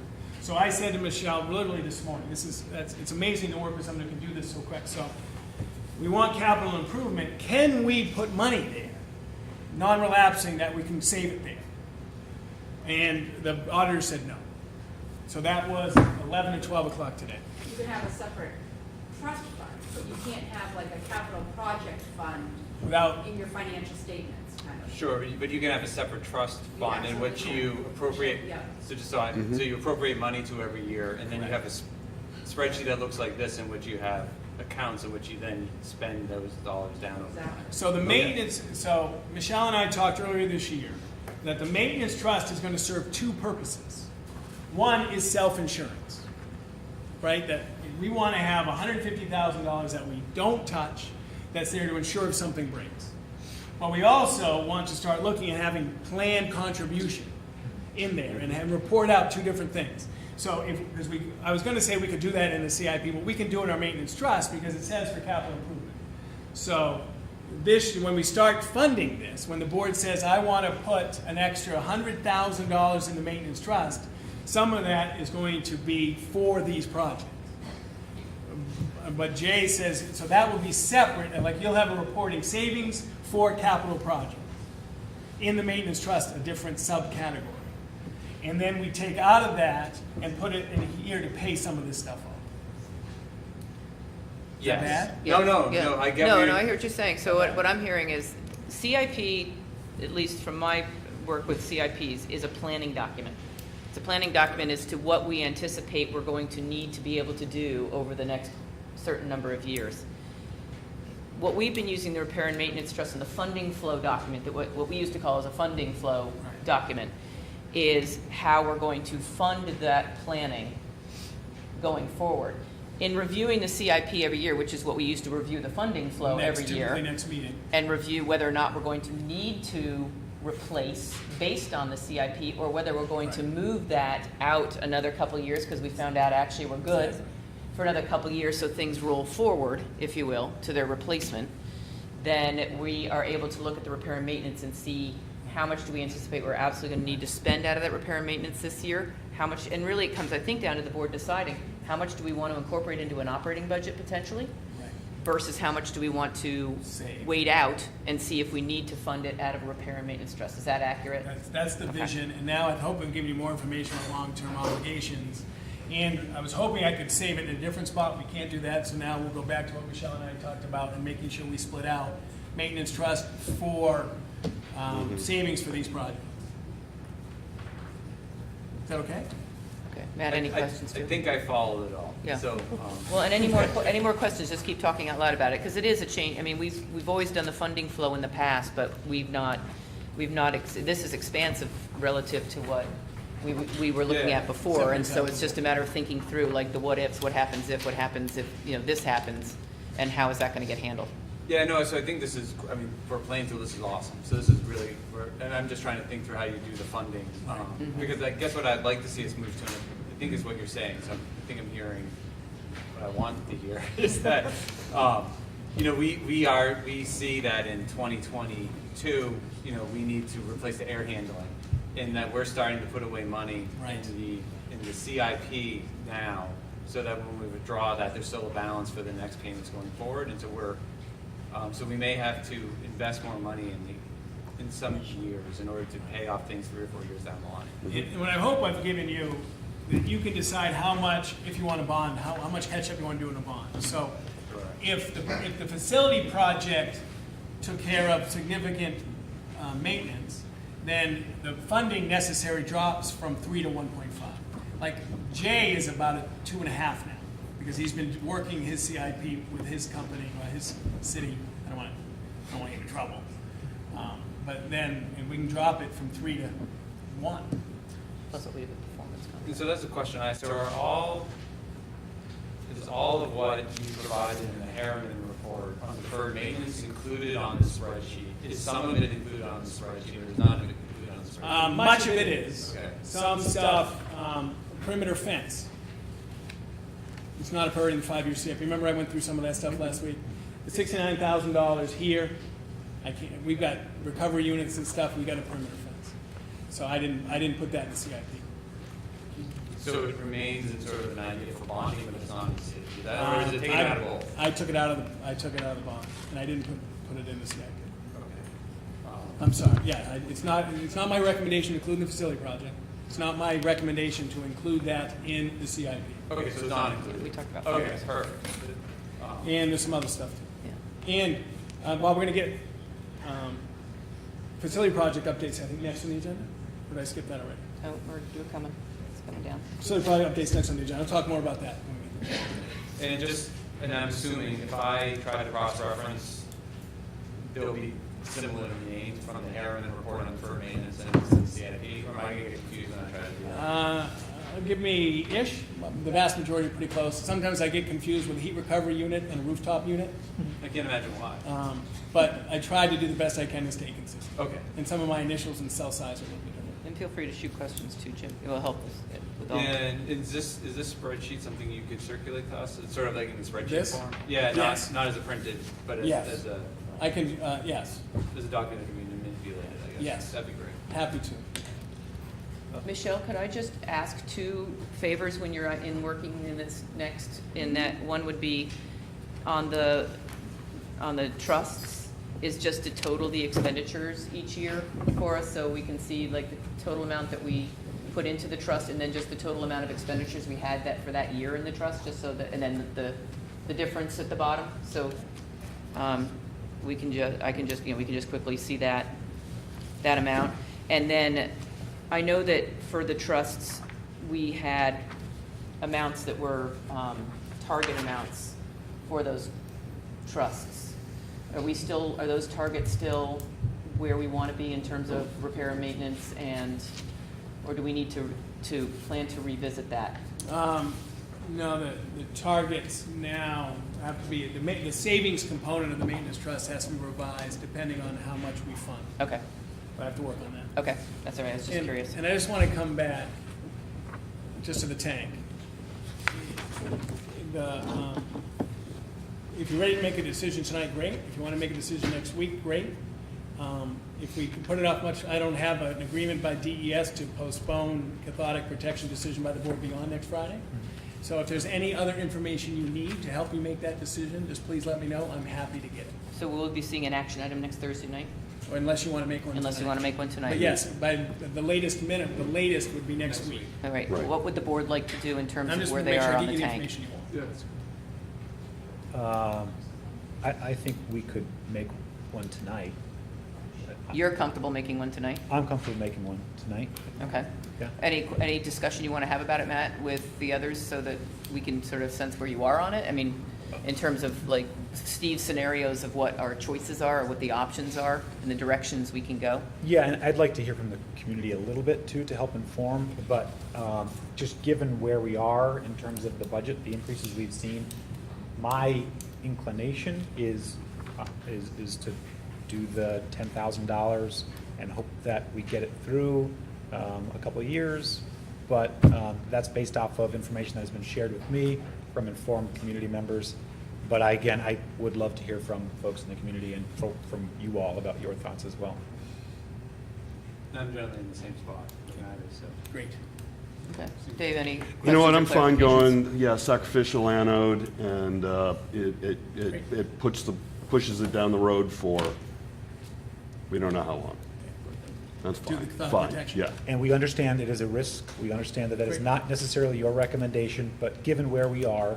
I serve with a pleasure. And I So, appreciate. But let's put that capital money towards other projects that don't have a similar, punt option. Sooner, so if you give me the marching orders, then I will work on getting a thought protection post. When would that go in? We're gonna, we'll start tomorrow on trying to find a vendor. What's our bid limit is 10,000? Do you want to waive the bid policy and go with a company and do it right away? Because bid policy is 2 weeks.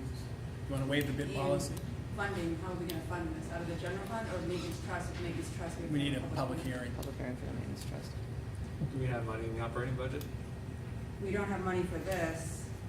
We'd have to We're already freeze it. in a Yeah, we could always non-situation, put it but- into the, if we had it in the operating budget, it could go into maintenance trust at the end of the year. As undesignated fund balance Yeah. to backfill it. Or another So- expense that's in the budget that we can take out of maintenance trust with a hearing down the road if we need it. The decision of whether or not to freeze this budget or when to freeze the budget has everything to do with the board's decision on revenue next week. If you ask me to have $1 million left for revenue, I'm freezing the budget tomorrow. If you ask me 0 left over, I'm not freezing that budget. So why don't we do this? Why don't we get some quotes for next week? I think we've Let's start that given the process. direction of this, and then next week, we can either make a motion to waive the bid policy on it, and whether or not we want to do it out of budget or repair and maintenance trusts and And hold I'll a hearing post for on a that. public So, hearing. yeah, so, So we'll start the process, and I'll post for a public hearing, and we'll take a look and see where we are, and we'll get some bids When will we have the public hearing, given the fact we have the Next listening week. post? next week. Okay. We'll have to do it right before, right after that. Okay. Okay. We All had- right. Everybody's comfortable with that? Before anyway. Yeah. I think so. All right, thank you. Does that sound like a plan? I appreciate Yeah. that direction very much, thank you. That Okay, helps. great, thank you. Thank you, that closes the tank thing. Good. Everybody okay on this, and I'll continue to revise? One more question. So just on the budget for the maintenance trust fund, we have an appropriation of $105,000 scheduled for this year. That's, right, we haven't decided that. No, we haven't.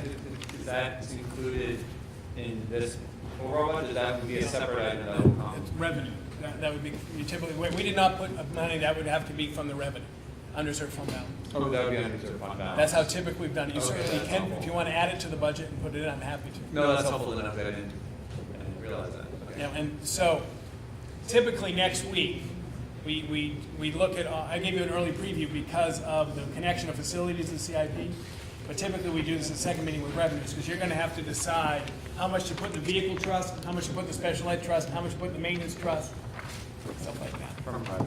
Cool beans? First, I want to acknowledge that this must have been a lot of work, and I appreciate you doing this. I have never done one of these myself. It feels like this plan gets us out of deferred maintenance. One of the things that I'm curious about is how we can use this document to drive things like, if we know that a gym floor replacement is $100,000, and we know that the average gym floor lasts 10 years. I don't know, is this the document that we would basically say, we are going to budget $10,000 per year, and then, okay. That's what it should So- become. yeah. So it's an evolution, which I So understand. if the, and I'm not trying to be a knucklehead, if the board funded the APPA recommendation 3% of the assessed value of this, deferred maintenance goes very, very quickly. Yeah. If the board goes to 0.5%, then we have to start, savings.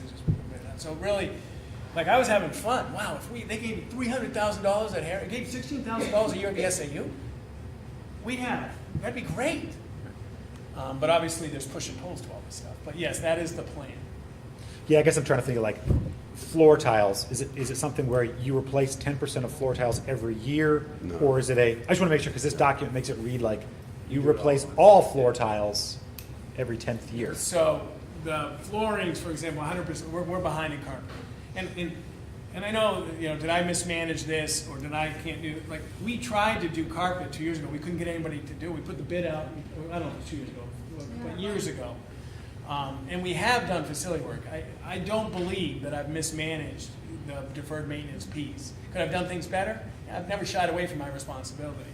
Have I learned a lot in the last 2 years? Look at Harriman and Jay and Dave and Billy Jones on the facility work? Yes. Is this better? Absolutely. But it will still get better. It's not where I want it to be, but it's a good structure. And for Michelle to turn this stuff around so quickly, it has been a lot. Yeah, I commend you. I mean, this is a really, Well, really great I wish start. I did it 10 years ago. But we did repair and maintenance 10 years ago. I mean, that was, again, that was progress at that time. And just so you know, like, Bill Caruso is gonna be working with his staff to act, there's things on here that aren't on here that, because we don't need to do them right now. So this is, as Steve said, it's gonna evolve, so next year it's gonna have even more items that are on here. Good. It fills out. Yeah. And I would just make a recommendation for, as we build this out and use it year to year, that we being the board and Steve, use the CIP committee that the town has. I mean, they have it established. Towns use it for their school district as well. And what they do for us, what they do for the town on the select board side is, they have this built out over 20 years. And their job is to try to keep our appropriations into that fund on a level basis, so that you don't have these spikes from year to year, where some years you put a lot of money in and some years you don't. Try to levelize it out by what your inputs are, and then also managing your outputs. And so I just think that would be very helpful. I mean, they've saved, our board a ton of time, because they do a pass-through before it makes it to the select board. And we still adjust it, but a lot of that work has been done already. And I mean, they're open to having the school board go, and I think it would be really useful. And I've met with the CIP, and I've notified Neil that I'm ready to make a presentation to CIP. And the past CIPs have been in the town, but this is more robust. This would be really helpful. I'm fine. Thank you. Everybody okay? Yep, we're all set on questions here, I think. And I got the marching orders on the tank. That was my goal from this one. Thank you. I appreciate that. So no action item tonight. We'll do that next Yeah, week. Okay. but you gave me some marching orders. Yeah. The facility update. So.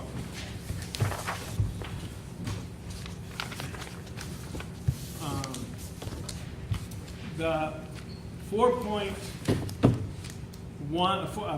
million, Mr. O'Brien asked that I work with a bond bank and get bond values for $14 million and $4.3 million. So a 20-year level debt, which is the most stable for the tax rate, for a $14 million project is $1.64. A $14.3 million project, again, 20 years level debt, is $1.68 on the tax. Today, if you remember last week, I opened up some questions about doors, sprinkler heads, HVAC, some other stuff. Siemens, Harriman, and Bill walked today. They looked in the floor sack. Remember the floor sack? All right. So I will next week I will make a report where we are, at the best of my ability, are those in, out, or emergency. So that, I'm just telling you, that is moving forward. That happened today. And also Michelle and I, Michelle, is the mouse in my pocket? Michelle got, as the quotes from Chavo, which is, we know is the company for portables, and we already mentioned. So those are going to be my update facilities. So 170 for dose, not including pad and connection, 380 for quad, not pad and connection. That was my update today. Is that all right? Yeah. Does that help? Yes.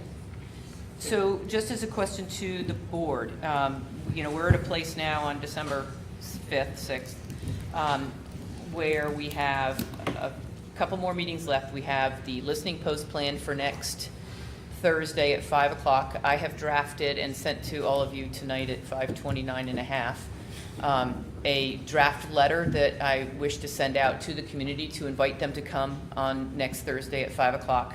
And if they're unable to make it, to make sure that they forward any questions, input, that type of thing, because our window's closing in the next few weeks. And at this point, I think the board really has to make a mindful decision with themselves as to where they stand with the idea of a facilities project. And now that Steve has given us some information on portable classrooms, that's, I think, helpful for us to be able to evaluate as part of our process. But after the listening post next Thursday, I really want to urge, implore, and ask everyone here at the table, and I've already spoken to Aviva a little bit too, to really be ready to dig into that discussion. I think we at this point have spent a lot of weeks in the last 3-4 months, unpacking, discussing, getting feedback from those who've come to our meetings. My hope is that we'll get some more feedback and more people coming next Thursday to be able to provide input, give us guidance so that we can make a informed and guided decision based on the feedback that we get. So is everybody comfortable with that? A little bit of a nudge, a little bit of a push, and a lot of urging. How's that? To get ourselves moved along, and if you don't have what you need, to ask for it very, very soon. Sure. I mean, the thing that's weighing on my mind is the deferred maintenance piece, and so I think this CIP process is really helpful because what I want to do is take a look at what's in here and then take a look at the Harriman report, what was in the bond for deferred maintenance, and see how much of it we can spread out. It may mean some additional items in the CIP or additional costs, but I think in my estimate, unless we can bond out some of that deferred maintenance and pay for it over time, and that would be my preference. Half of a bond for 20 years on deferred maintenance seems, at least if we're going 14 with the last proposal, with the Right. last That's a bit of information, yes. half of it being spent on deferred maintenance just seems, that doesn't sit well with me. I understand that deferred maintenance needs to get done, but I'd rather not, that's my preference, is not move in that direction and see how much we can cover through a CIP. It may take several years to get there, but that feels better than putting a 20-year bond on the town for that. So are you thinking right now, I just want to make sure I'm hearing you, you're interested in possibly looking at deferred maintenance going to the operating CIP budget, but still exploring what we might do from a bonding perspective? Correct. Right, okay. So clarifying it even a little bit more, Jim, looking at maybe the most immediate deferred maintenance items, FY20, FY21, possibly rolling that into a facility bond project so that it could get knocked out quickly, and then as we can see our ability to accumulate savings for maybe some deferred maintenance that's scheduled 6 years out or 8 years out, start budgeting for that as in the repair and maintenance trust savings. And that could be an option. I mean, I just saw this, half an hour ago. that's So what it's I hard to think. say what I would. No. But I'm just sort of like Potentially. near term and longer term Yeah, type things. Potentially. So, I mean, all right. I don't know enough to say yes or no. Okay. Yes. But I think that's the information I guess I'm looking for, is how these all kind of mesh together and what we could not bond in terms of deferred maintenance. And instead, look at this chart, which I think is great, looking at this spreadsheet and seeing how we can fund it without accruing, interest on 20 years. And maybe use those dollars more wisely for other purposes. So do you have everything in the information that Steve's given us tonight to be able to at least Yeah, I know. I wade think through it, I as think we'll all be wading through it, I and think having taking a it as look an at Excel it. spreadsheet where we can tinker around with the numbers could be helpful. Is a Google Sheet okay? Whatever you got. Okay. Matt, how about you? Do you have everything you need right now tonight to be able to move forward a little bit in where you are as far as the facilities go? Yes, I don't know that I can be here next Thursday yet. I'm still trying to clear my schedule. Okay. The listening post will be live streamed though, right? I'm gonna do my best. Yes, Just yes. I can put you on speakerphone and play music if you want. Think about it. Did that really well tonight. All right, Dave, how about you? Good. Okay, terrific. So if, again, anything that you all feel that you need that has not been provided yet, please let myself, Steve, know as soon as possible so that we can make sure that we have as much information. And of course, next Thursday at 5, you know, I'm encouraged that we will have a lot of people here to provide us feedback as we go sort of into the final stretch of the decision. Okay, is that good? Does that work for you? Anything, I serve Okay, with pleasure. great. Thank you. This the last, well, before personnel, in the budget, we put out Hopkins School District Transportation to bid. We got 2 responses. Michelle completed an analysis. We talked about it as a leadership team. So we have 2, First Student and Student Transportation of America. I'm not, they're essentially financially equal. One is a little bit lower cost. One eats any big gasoline charge. Those are the piece. One has buses less than 7 years old. One has new buses. But as soon as in the contract those become older, 7 years, we get new buses out of the other vendor. I'm not sure what, it's about $500,000 the first year of this. Is that right? That's right, Michelle, about $500,000? 525. I don't know if you simply just want a recommendation from me or simply if you have any other questions. In the budget, we budgeted the higher of the amount just to make sure we had the flexibility. To be completely honest, I've worked with our current vendor for 10 years. I have relationships with the bus drivers, I have relationships with the dispatcher, I have relationships with the new contract manager. I find them, to me, responsive. I've ridden every route 3 times. I don't know exactly what happens if we go with another vendor to Hopkinton bus drivers who live in town. And some people say I shouldn't worry about that, Steve, but I know it's not, these are people I know. Some people have driven Hopkinton kids for 28 years. So there's some loyalty there. Financially, they're the same. I think both vendors, my relationships and Michelle's relationships with our peers, they are fine with both. Some wisdom from the leadership team today was, is there a compelling reason to change and start new relationships and new time and all that time that goes into that, or do we keep it going? I don't know if you want something else from your superintendent on this issue. I'm inclined, because of how we are in the relationship that I've developed, I'll be honest, I yield to staying with the same one because I've known these people for 10 years. What's the financial cost difference between? Very little. One is $3,000 cheaper for the route, but the other one eats any cost of oil, gas over $280. Which is an unknown. It's an I would say you make a recommendation. Yeah. So next week I'll make a regular fine with it. If you want to know anything else, is this Anything okay else with you guys need? superintendent making this? Are they 1-year contracts? 3-year contract 3-year. with options for 2 more. Flat, the increase, is it flat, like this is the cost each year for 3 years? No, Yeah. but they're pretty much. Well, they put it in. Yeah, we know what the cost Oh, is. good. No questions, it's great. All right, so I'll make a The recommendation next week. We'll do an action item? Yep, Yeah. thank you. You sure? Mm-hmm. Okay. Okay, and swing to Jim for Budget Committee before you go to Personnel, please. Budget committee? Right? Update? Yeah, thank you. Okay. I'm sorry, I apologize. That's okay. Oh, okay. Yep, you're on. So we had, I know there's several members of the budget committee here tonight. We had a delightful meeting last night. See, they're all laughing. So the school, the select board presented their budget first. Their proposed budget increase that includes the operating budget as well as the pretty much all the warrant articles came to a 3.95% budget increase. There were some questions from the budget committee, but not so much that they canceled next week's meeting, which also is going to be on the town budget. So it seemed like they were satisfied moving forward.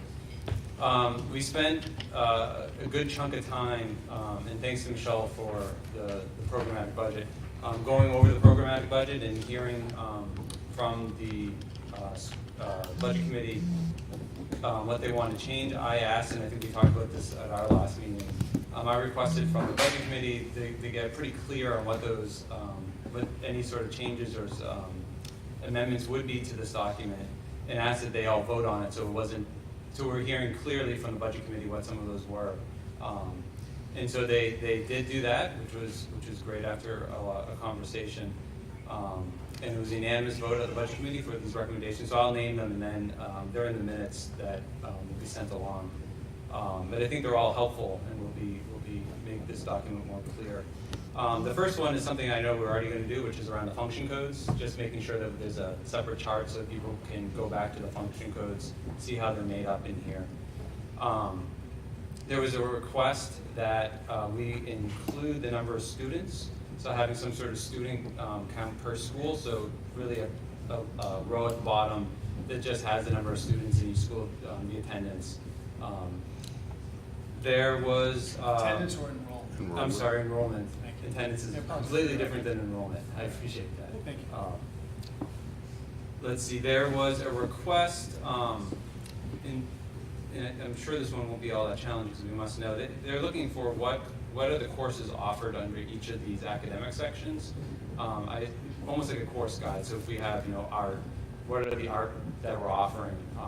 Almost like a course guide. But I think it was, again, for them to have more information on what rolls up into this, to have a better understanding. So it wouldn't be on this spreadsheet. It would probably be like the function code, sort of an addendum to this. Should we just give them the program of studies? That would be great. It's something I'm sure you already have, but that would help them be able to roll it back in. The board adopts the program of studies. Perfect. There was a desire to have on the programmatic budget, the academic programs are, I assume, mostly made up of salary costs and then some supplies and some additional information. There's an additional line for benefits that's under other expenses and it's lump summed by school. The request was to include the benefits, to spread that benefit lump sum to the appropriate category in the rest of the programmatic budget, so that when you look at the English 6 through 12, that line encompasses all the costs associated with the personnel, which would include the benefits. So to spread that out. The struggle that we had with it is we have so many singletons, and then we reveal changes or choices in the healthcare world. And I expressed that was a concern in the still vote to request that. So Thank you for raising that, appreciate it. And then the last one is, and it kind of comes down to the conversation we had tonight. Another expenses is a facilities operations line, and the request was that if we can break that out, so there's something, what's included in that. We're assuming there's some sort of maintenance or CIP. But there's a way to break that line out to get a little bit of better understanding of what's included in that line. So those are the changes. Again, there was a motion, so the motion has a specific language. That was sort of paraphrase of it. And then there was there was a second motion that was made that failed, which was, and I'm not going to get the paraphrasing right, but it was to have us moving towards a programmatic budget that gets much more detailed. So to start working with the budget committee in March to look at something that would get almost a cost per unit per class that's taught. And I think there wasn't consensus on the budget committee how that would look and how that would move forward. And so that motion failed. Although I still think there's the budget committee, I'm sure, is going to want to continue talking about that and probably meet with us and with Michelle at some point to really understand what's possible within our system and what kind of additional information we can get. There's no clear guidance from the budget committee on that at this point. Great, thanks, Jim, for the update. Appreciate it. Any questions? No, so the board is charging us to fulfill the request of the budget committee. I'm not inclined to lump. I don't know what the benefit of lumping benefits in. I'm sorry, I don't have it in front of me. Yes. So I'm not inclined. Part of me feels like if it was lumped in, they would have asked us to take it out. I think that there's value in how it's presented today, and I wouldn't want to have any of our staff members have their personal information shared. So that's one that I'm not comfortable moving forward with personally. But I don't know what you think. I guess one of my questions would be for Michelle of that list, because you're the one that has to use, pull from the system and make these changes. There's already been a tremendous amount of time and effort put into creating this template. Of these, a couple we've been talking about anyway, but how much additional time and work, given the fact that we're in the heat of the budget presentations, do you feel it would take to comply with all of these requests, other than the key that we've talked about?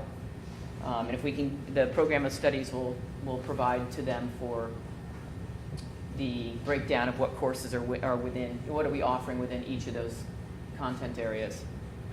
Right. But like the facilities line, Well, I would need to know more information as far as what specifically they are looking for that. Okay. I mean, because that's more, really we're looking for a document that I wouldn't have to do much to, that I could just run at any time, and this is not gonna be this case, which is fine. But it's one that's gonna have to come from Cognos and then have stuff added to it. Like, for instance, Cognos has no idea about number of students. Our financial system has no idea. That's like an Aspen thing.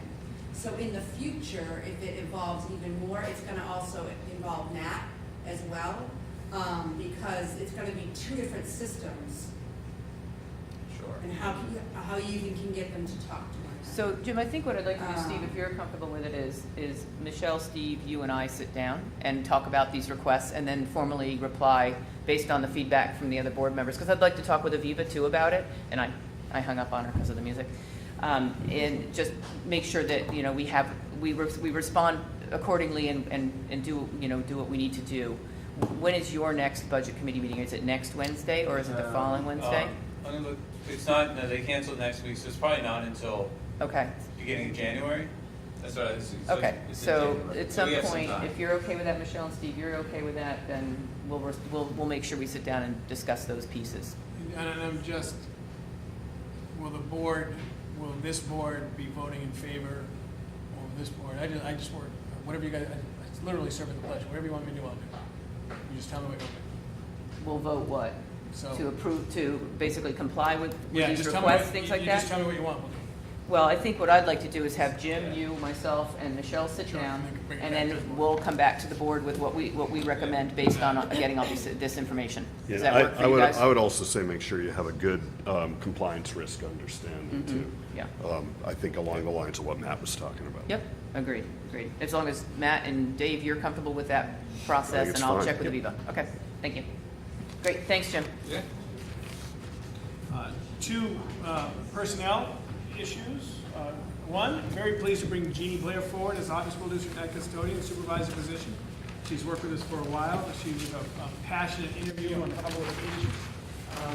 We just have, I just have some procedures in the office. That's why effective date of effective and approval of the superintendent. We're very excited to bring Jeannie forward.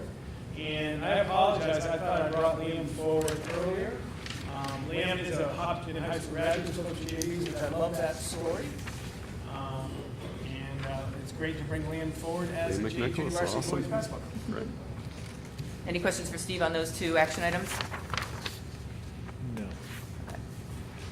All set? Great. At this point, Steve, you're all set at this point with I am. that? Great. At this point, we have an opportunity for a second round of public comment. If any of you have any things you'd like to provide, come up to the microphone, lean in close, so we can hear you.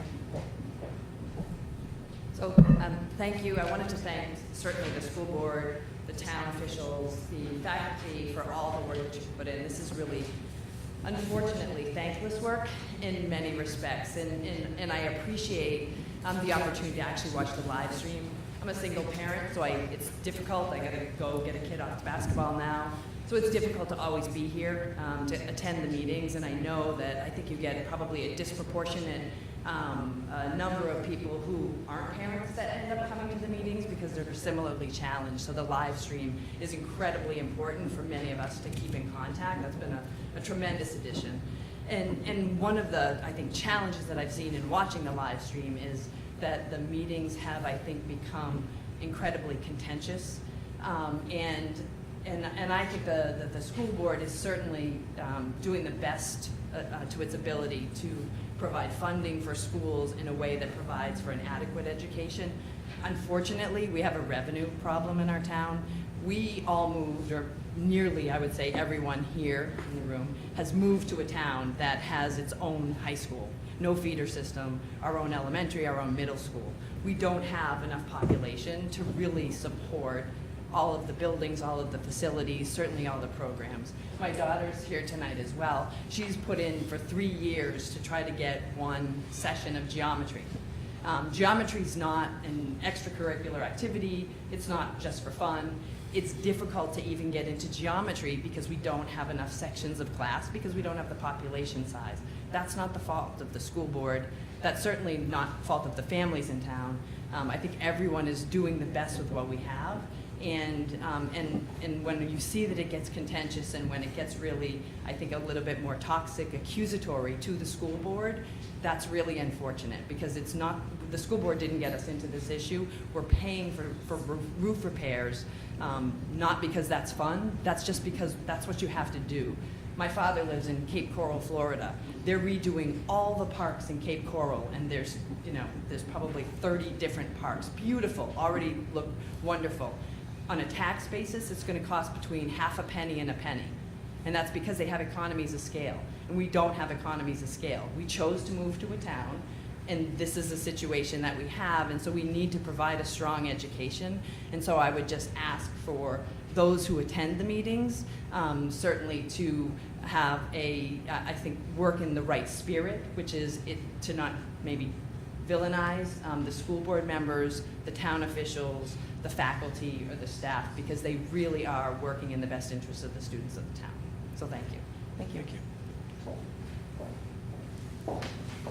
Anybody else have any comment? Anything on tonight's agenda that you would like to provide input? Just a couple quick questions, because I don't have the paperwork. The percent of the increase in health insurance of the 1.3 for this year was what dollar amount? The percent was 18%.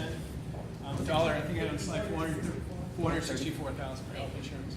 And is there a portable unit in the budget for next year for Harold Martin? Not yet. Not yet. Okay. And are you looking into the lease of a portable unit? Did I hear you were charging? Yeah, we have some numbers on leasing that. it? Fantastic. So this has occurred to me that we're obviously going to need portable units before 2021. There's no doubt about it. So we're in this for a haul until something is built. And if something is passed this year, we're going to be in September 2021. So I asked the board to consider the cost of, and I have kids at Harold Martin, so I don't want them in portable units, I don't, but we're already here. And so to consider the cost of portable units stacked up over the next 5 years perhaps, if you defer adding the 4 classrooms that we need for 1 more year while we take the time to build a master plan, to hire a master plan out. And I don't know if that's the right decision or not, it's just food for thought, because we have a lot of options available to us. Thanks. Thank you.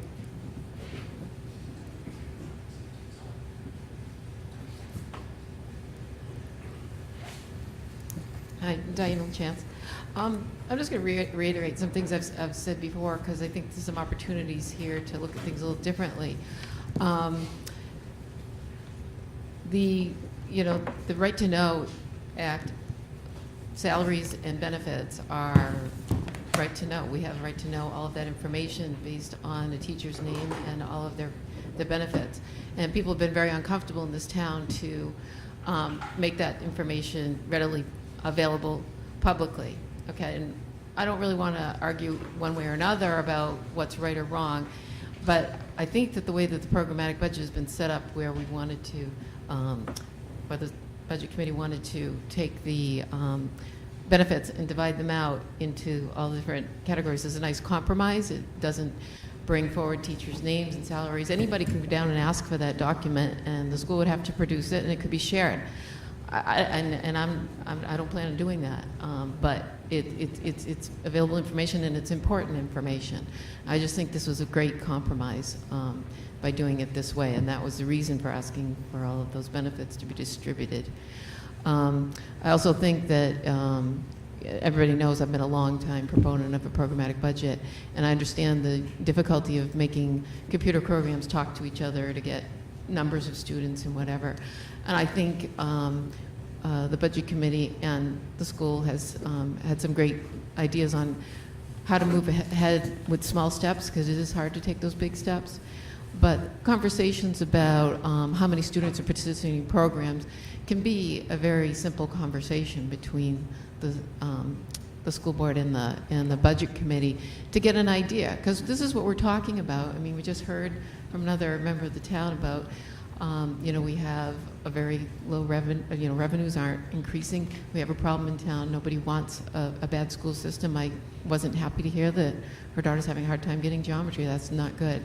So we need to start thinking more creatively. And salaries are a big portion of the budget.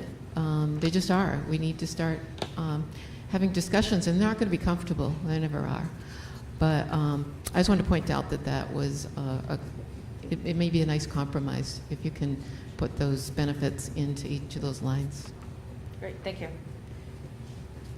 Anybody else this evening?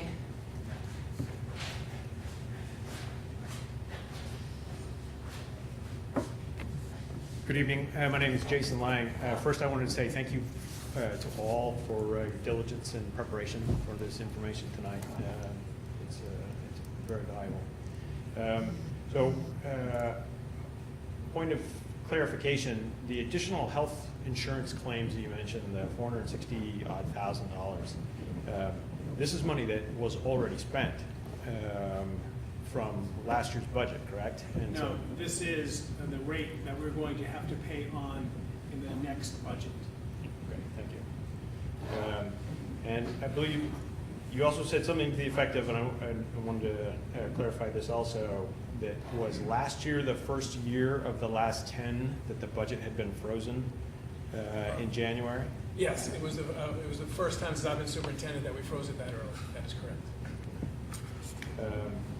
So seeing that the recommended capital, the best practices for the capital renewal funds were between $1 million and $1.4 million annually for this amount of square footage that the district is managing. I would ask, is it possible that the facilities committee could somehow provide a report of the decisions that had been made that has led to the amount of deferred maintenance? Here last week, hearing that the state had stopped paying the retirement, for example, and that the district was then on the hook to pay that, then that made sense. That hey, there were decisions made, guns or butter decisions, and that could be one of the reasons for all the deferred maintenance spending. I definitely would like the opportunity to get the context for some of the decisions that have led to all of the deferred spending, especially when we know what the best practice is. And looking at some of the previous year's budgets, there's nothing like $1 million in renewal spending that I see in the facilities maintenance budgets. I also would ask, I heard last week something of a definition for what your maintenance trust was, but could we please see or hear what the precise definition was? Because tonight it sounded much more like just a maintenance account as opposed to the trust part of the capital improvement plan. And that from my experience, they're very different, so I wanted to make sure that I'm understanding what that is.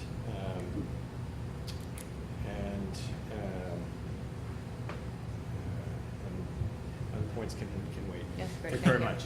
Thank you.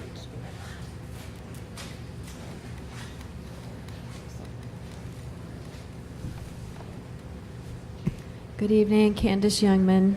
I just would make a suggestion that maybe it would be beneficial if you're going to have a few of the board members get together with Michelle and talk about the programmatic budget and what can be done upon what we've requested or what can't be done. Maybe it would be helpful if a couple of us budget committee people join in that discussion, because then we could save a lot of time and move this process along faster, because we've been asking for the programmatic budget since the spring, and we're really at a point where we're not progressing very quickly. So I'd like to see if that would be a suggestion you would agree to. Thank you, I appreciate it. We'll take it under advisement and we'll let you know. How's that sound? You Thank can't decide that right now because No. there's a lot of budget people I here understand tonight. that, but I think I'd like to have the discussion with Steve and Jim first, Jim being the representative from the school board who sits on the budget committee, and talk with him about it first, and let us review what's here, because we need to take into consideration what the types of things that are being requested above and beyond what we already knew about. So if it's all right, I'd like to get back to you on that. Thank you. This week? Before you I will meet? get back to you by next week. Before you meet, Pardon as me? a group? Before we meet next Thursday. Thank you.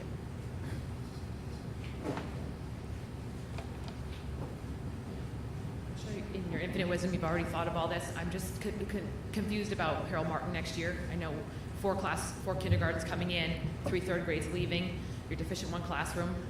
You have plans for where that's going to be without a mobile unit? It's going to be very difficult. I think we could do Langford Art Music on a card vote, utilize the current art music room in the classroom. As 500 square foot classroom, half Make size? that class very small. Kids, probably increase the size of the other 3. That is probably the most obvious choice without a portable classroom. Versus the cost of leasing a portable classroom for next year? Correct. I'll make that decision, certainly. Okay, thank you. Thank you. Anything else this evening? Steve, could you just clarify what the cost of the portable classroom, why this? Sure, and I'll, for next week, I'll bring the leasing cost too, but it was $170,000 for a 2-classroom building that did not include the pod that you put it on, the pad, sorry, and the connection to services. That's for a dose tube. And then $380, Michelle, kick me from that far if I missed this. $380, again, not including the pad and the connections. And I looked at the cost. I'll come back next week and see what a lease looks like. I didn't engage. And is there water in these? When we have to check in with local regulations about do we have to have a bathroom, that's how far as I got actually with Steve Clow years ago. We talked about putting Portland in the high school. We went that far. But I'll look at the local regs. They did give us an option of a no bathroom scenario. So I guess in some places you don't need the bathroom. The only thing I want to tell you about portables, and there's no tone here, I promise there's no tone, is that when we just put $400,000 to secure our sites and to add a portable classroom without that, some districts are replacing portables because of security issues. I did not look to see how hardened these were. It was Chiavo. I didn't see brick. I didn't look that hard. But I do know other districts are concerned about the hardening of schools and then having portables which aren't hardened. No tone, just put it out there. Sure. That might be the last question. How many more years are we going to increase the pre-K and preschool and kindergartens when we are having this such a big issue with the crowding? Sure, it's a great question. Our preschool is driven by it's what's called reverse inclusion preschool. It's a required program, and so those numbers are, we have to have 51%. We have an approved early childhood program, which for our students who are eligible for special education at age 3 can access that program. Because it's an approved early childhood, we have to maintain a 50-50 ratio of students with disabilities and students who do not qualify for having any disabilities. We could work with area preschools, but we would have to use monies that right now we're using to sustain this program with some little revenue that we do get from that to pay for community preschools and to provide services at those community preschools if we weren't to have an in-house program ourselves. So you've got the students who are required to have services provided, they're funded by state funding. No, that we pay for those programs. The town is paying for that, yes. And then you have the funding coming in for the matching number of students, they're paying tuition. Correct. So that must mean the number of needing students are increasing, making it necessary to increase. Correct, yes, that's that small increase that you saw in the staffing for the preschools because our ratios we need to maintain those to maintain our programmatic approval. That was well said, that's what, yeah. One drives it, we got to match it. Yeah, that is. You got it. Great. Thank you. Anything else this evening? At this point, I'd like to move on to action items for tonight. We just have 2 this evening. I'll take a motion for the Hopkinton School Board to accept the superintendent's nomination of Jean Blair as night custodian supervisor, effective date to be determined by the superintendent, pending final approval of the superintendent. Thank you. So moved. Second. Any further discussion? All in favor? Aye. Any opposed? Motion carries. Take a motion for the Hopkinton School Board to accept the superintendent's nomination of Liam McNicholas as the JV boys basketball coach for the 2018-19 school year. So moved. Second. Any further discussion? All in favor? Aye. Any opposed? Motion carries. Non-public Yeah, session? Or do you have anything you'd like to add, Jim? Yeah, I do if it's appropriate. Sure. Just to answer, because I know there's a question about, I just want to state my preference in public rather than. Sure. I would rather just be a conversation with the board, and the school board the budget committee made a recommendation. They made a motion and voted on it, and I think it's appropriate for us to discuss and then respond. I think having individuals from the budget committee try to be part of that conversation isn't fully appropriate. We know what their position is, they voted on it as a board, so I think we should respond as a board. Okay. Thanks, Jim. I appreciate that. Anything else before we go into a non-public? No, the request would be okay if we did non-public in the Maple Street School Conference Room, so Matt doesn't have to wait until we're done. Okay. This stuff Are you guys okay with that? Yes. Okay, great. I'll take a motion for a non-public session for the discussion of matters as per RSA 91-A:3, Roman numeral 2A, for the matters of personnel. So moved. Second. And Aye. Yes. Yes. yes, and there will be no action item coming out of that non-public. Thank you all for coming tonight.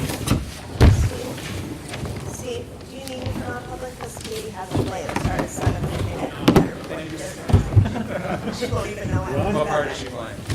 She's the stage manager, so she actually comes on at the very end. Dave, Great. can you sign these tonight? I was like, Viva's okay, acting. usually it's like 8:30, and then they start to like get towards the end.